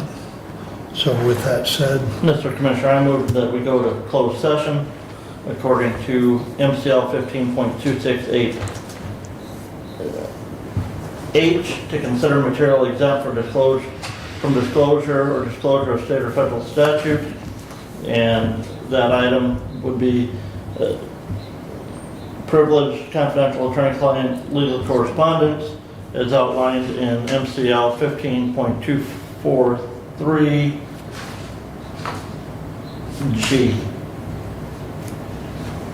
1G, 15.2431G. support. Kevin supported, okay. I believe we'll make And it. I would ask that our legal counsel and Mr. Dixon, the youth home administrator, be present in that closed session. Commissioner, is there any objection if Magistrate Doxter were to remain as well, as she is representative of one of the courts? I don't believe that this entails the court, so there's no Okay. reason for that. All right.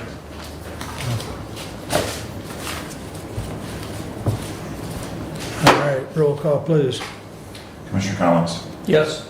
Commissioner Wiley, Yes? Commissioner Benzing, Yes. Commissioner Leininger, Yes. Commissioner Ingles. Yes? Passes. So we need to make sure the recording is off.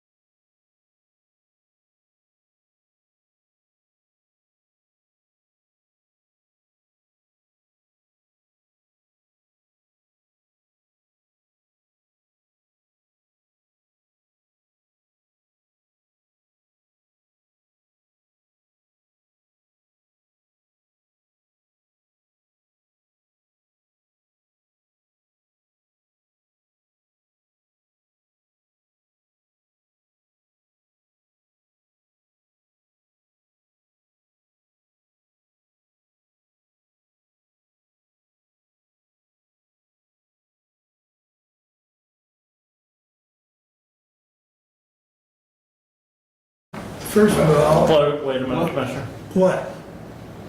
We need to wait till, make sure that we are Online? back. Yeah, and Broadcast. somebody needs to open the door. Thank you, Brad. You guys need me anymore today? No, we're good, Tim. Thank you.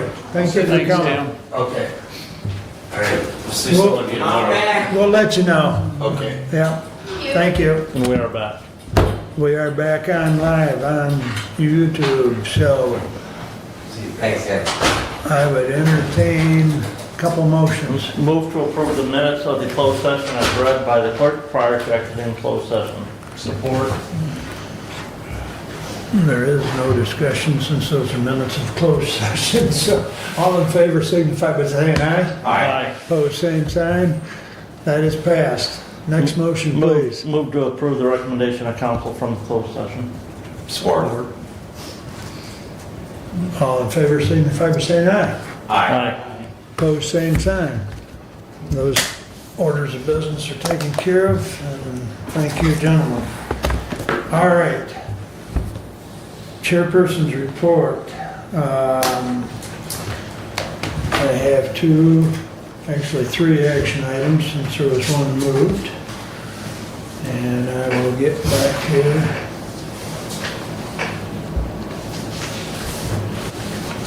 To the appropriate page.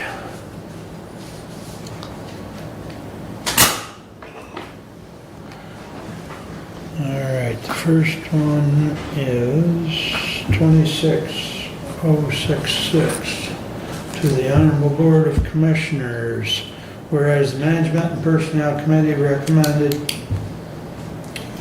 paying Facilities Administration Coordinator Deb Metzger at her current grade 6, step 1 rate of $22.59 per hour as she was working out of classification during the period from May 1st, 2026 to May 26, 2026.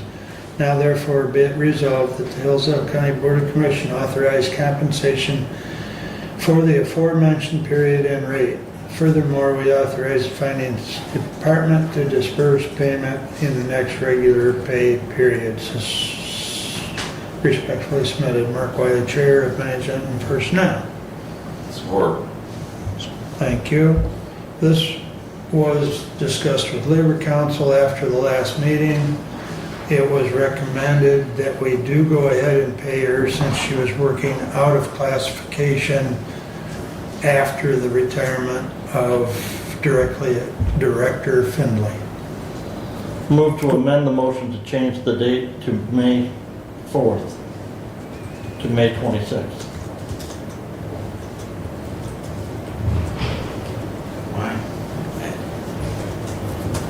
There's a motion. We have to, To discuss it, we need a support. Support.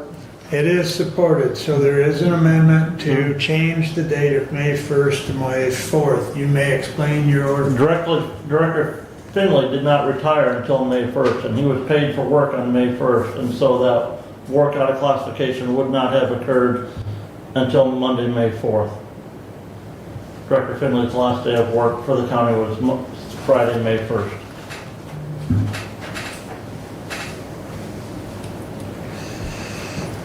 I believe that's correct based on his letter. Based on his letter of resignation, his last day was Friday, May 1st.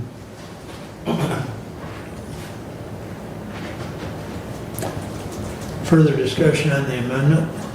If he did not work after May 1, there are still questions and phone calls that could, and I don't know if they did or did not happen, that would have been fulfilled through the maintenance department or other requests or questions that do come in over the weekend. And I don't know whether that did or didn't happen starting on May 2nd. Well, I don't remember what the phone call was about, but I do know that even his phone wasn't switched over because I made a phone call. It was either on the morning of the 4th or it was on the weekend. I don't recall, but I know he picked up Randy got it. rather than Deb. So And to that point, even the alarms weren't switched over. And of course, that was done after the deputy director was put on paid leave. So there's been some. Yeah, right, because even at that point in time, we had a deputy director. Right. And Ms. Metzger's an hourly employee, she's not a salary employee. Which, to that, we have to remember, like our lightning strike, that, that's outside of the Monday through Friday, so since she is an hourly employee and not paid high enough to be an hourly exempt, that we are going to have some overtime in this position. Still saving money. Further discussion on the amendment.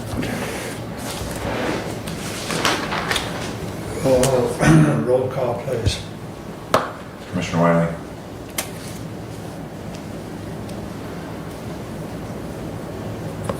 I think I'm going to vote yes. Commissioner Benton, No. Commissioner Leininger, Yes. Commissioner Ingles, No. Commissioner Collins. Yes. Motion passes to amend it from May 1st to May 4th. Any further discussion on the resolution as amended?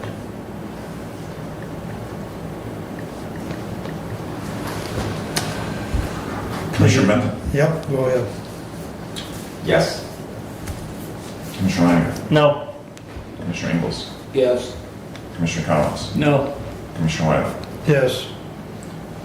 3-2 as amended, it passes. All right.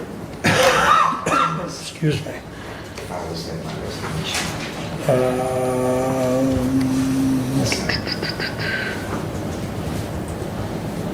Let's see, before we go to the handbook one, I will do the one that was moved, which is 26064. To the Honorable Board of Commissioners, we authorize the following individual appointed to the Material Management Planning Committee as waste hauler representative. Name is Wesley Wickham, first appointed 6/9/2026, term of appointment, partial 5-year term expiring on 12/31/2030. Respectfully submitted, Mark Wiley, Chairman. Support. Moved and supported. Discussion, please. Commissioner, the reason I requested this be pulled out of consent is because there was not a application for Mr. Wickham for that appointment included in the packet. And so I am not versed enough in his qualifications in that role as a waste hauler. He is a member of the Jefferson Township Board. Jefferson Township has a transfer station. They do not haul waste. They do. No, they do not, Commissioner. They have a semi, and they have containers, and they haul their own product. But there's no application, and so because There is an application. that was not in the packet, Well- I have not had a chance to review it. I move to table this until the next meeting. We can furnish you the application, and I mean, that's,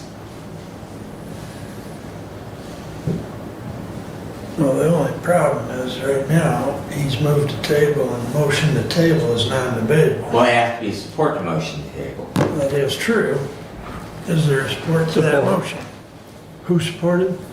Kevin supported. Now we're non-debatable.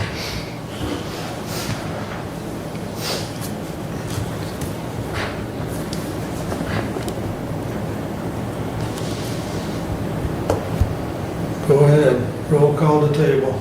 Commissioner Leininger, Yes. Commissioner Ingles, No. Commissioner Collins, Yes. Commissioner Wiley, Yes. Commissioner Benton. No. Motion to table passes 3-2. We will have that back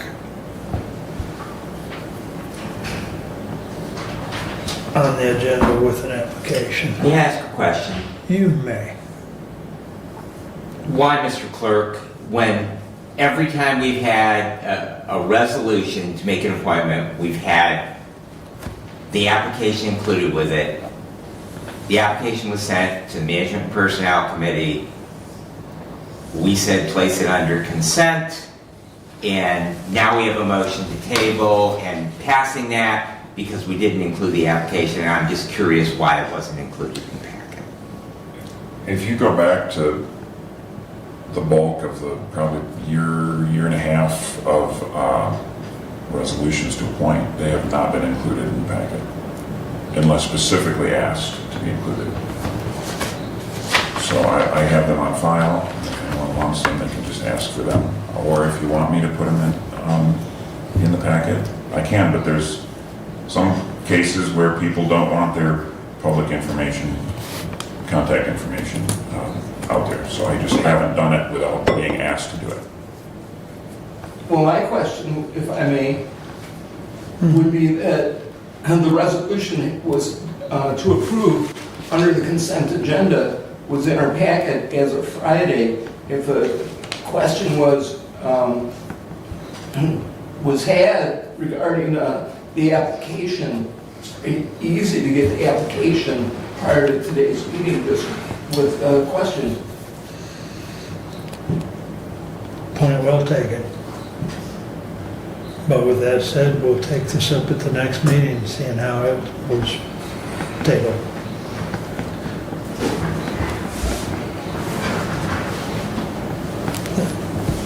All right. On to the big item, the handbook, which Brad and I also talked to Matt, labor attorney on that on our call. And now I can't even find it. All right, here we go.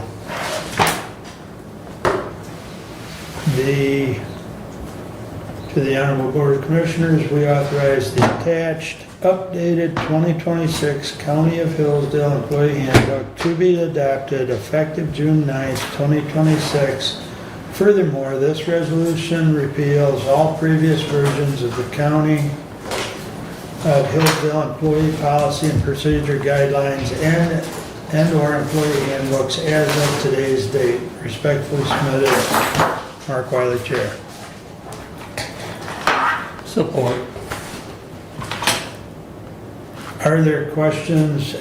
Both versions are in your packet as far as the red line version and a non-red line version. Our expectation is to have the non-red line, should this be approved, placed on ADP. And then there will be a way, my understanding is there's a way to acknowledge receipt by the employees via ADP.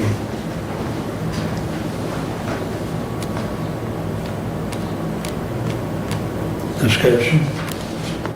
You got any comments, Brad? Yeah. I mean, we've kicked this around and the employee committee had some thoughts and other employees submitted things that we tried to incorporate. It's a working, living document. I know there was something brought up about comp time, and I know that's been addressed in your discussion with the courts. They're the primary utilizer of that. Yep. We do have as part of that a method of getting that incorporated. In the ADP. Right. Yes.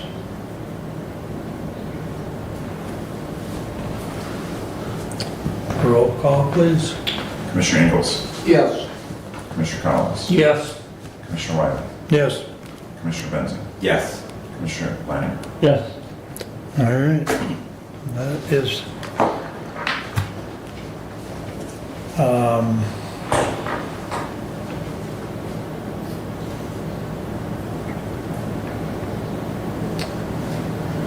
I'll try and get with Derek or Naomi or both of them and see that gets incorporated.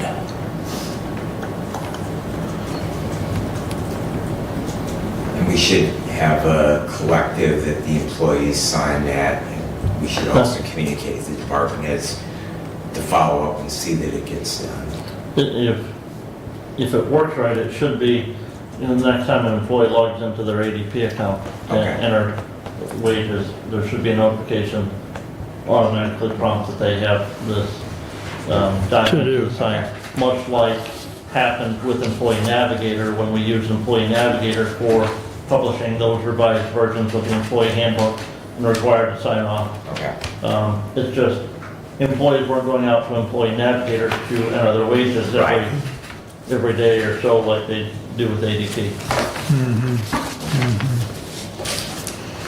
So hopefully we have faster turnaround on that sign off than we maybe did with Employee Navigator. That would be great. Okay. Because I log into Employee Navigator once a Yeah. year. And if I might, Yeah, go ahead. just to that, are employees that are covered under union contracts that we would need to make sure that they were Right. excluded from that requirement. Well, there is a sign off there, so they will still need to sign that because there's a sign off for those on the union contract and there's a sign off for those on the Okay. non-union contract. Okay. If you look at the last 2 pages of that document. Okay. Right.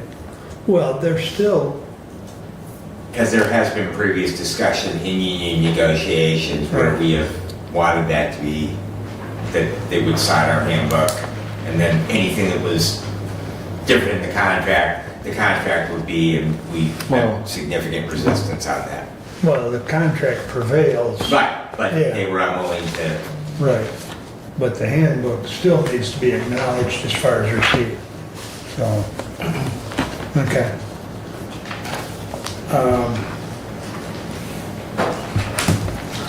Brad mentioned the department head meeting. I'll run, excuse me. Circuit Court is looking for a new court reporter again. They had their court reporter leave. And they've got a criminal case, at least at the time of our department head meeting, a criminal case slated for 6/26, if it doesn't get bargained out or whatever. Let's see. Of course, the jail was at 79 on 5/29. And then he's got one in the academy, 3 more possible, or 3 more slots, reserved. And then Jamie is losing Mike Church in the prosecutor's office, position's posted. And then I thought the other thing of interest that Jamie talked about was she's working on finalizing the dog ordinance to get that over to us. So stay tuned on that. We'll look for that so that we can get that adopted. yeah, we have a lot of stakeholders in that we're trying to work with. Absolutely. In regards to that Yep. first comment there regarding the prosecutor's office, we had agreed to pay him out of classification, I do believe. So when you said she's trying to fill that, is she posting it back in classification? So she has appointed him as chief assistant so Right. so he was the chief assistant, she is appointed to the assistant prosecutor, and there has been some discussion in regards to that pay, and the position was that the previous holder of that position was working out of classification. That is not the classification, and that promotion has to be at the grade and step that it is approved at. So, and the same thing with the posting of the open position. Yeah, there's been Yes, we have. Kind of a There has been some discussion about that. 3 or 4-way communication on that because I believe Derek's been involved in that Yes. communication as well. So who's the new chief assistant prosecutor? The other church. We have 2 churches.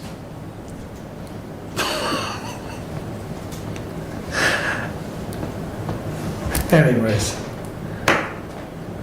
So does that answer your question? We're trying. It's a work in progress, Commissioner. that's We're all. trying to stay on top of that because that is our concern as well, Yes. because we approved it as, We approved that person as out of. Yes, Out of out of classification. classification. Right. And it was specifically stated when we did that this is not a change in classification of that position.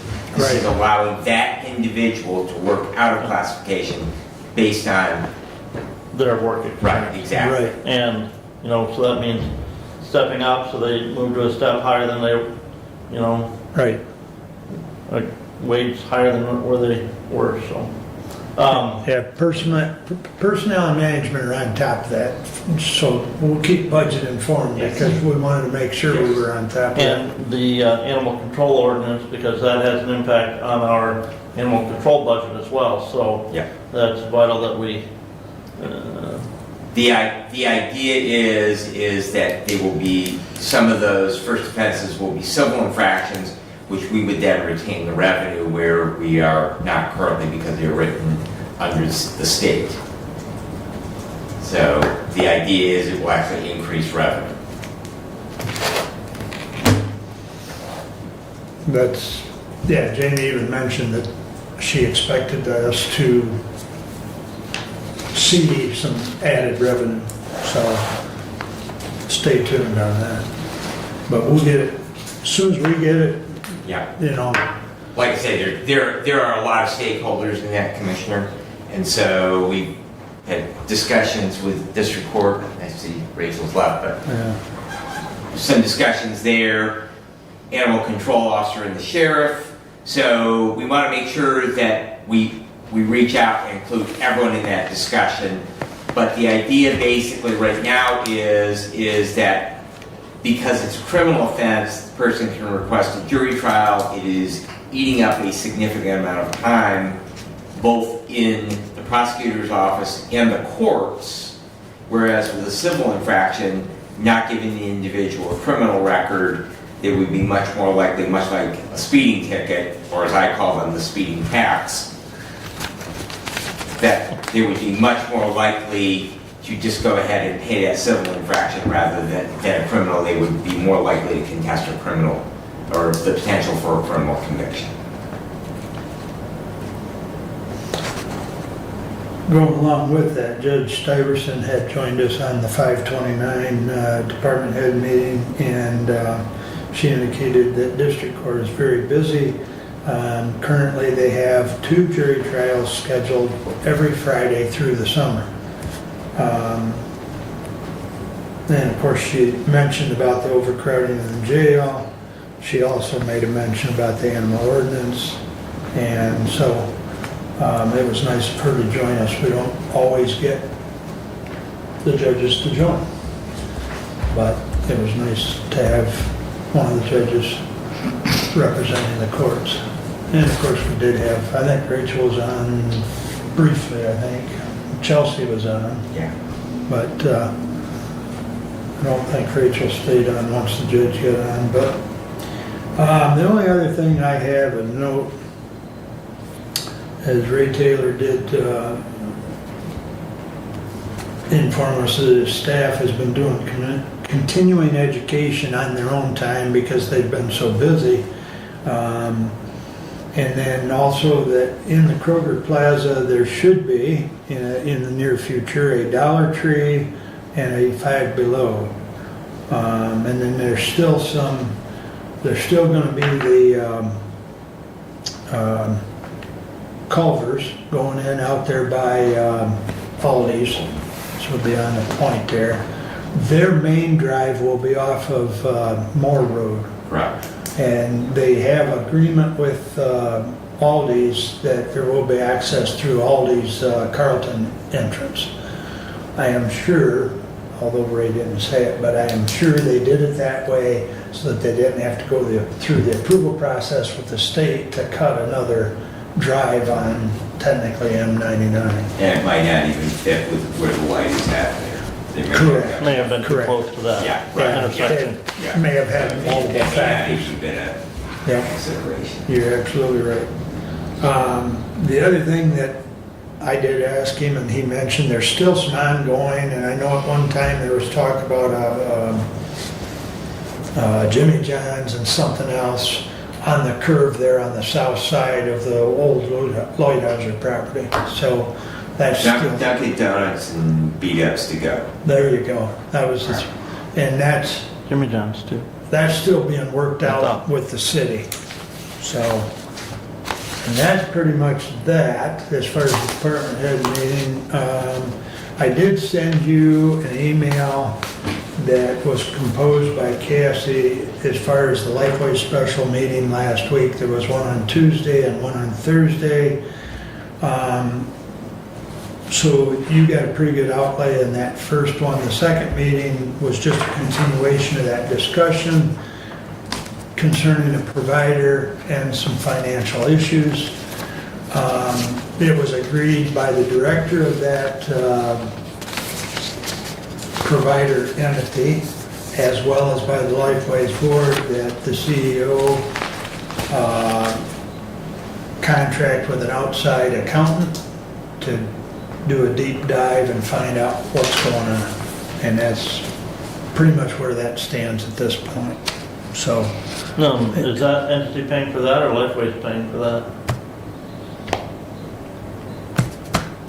good question, gentlemen, because that wasn't really discussed. I will have to bring that up.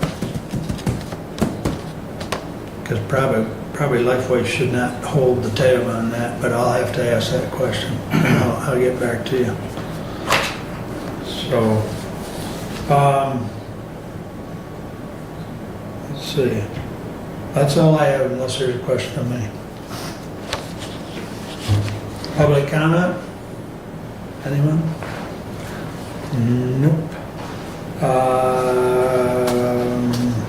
Closed session's already done. Additional business, Doug? None. Brad? Done. Brent? None. Kevin? None.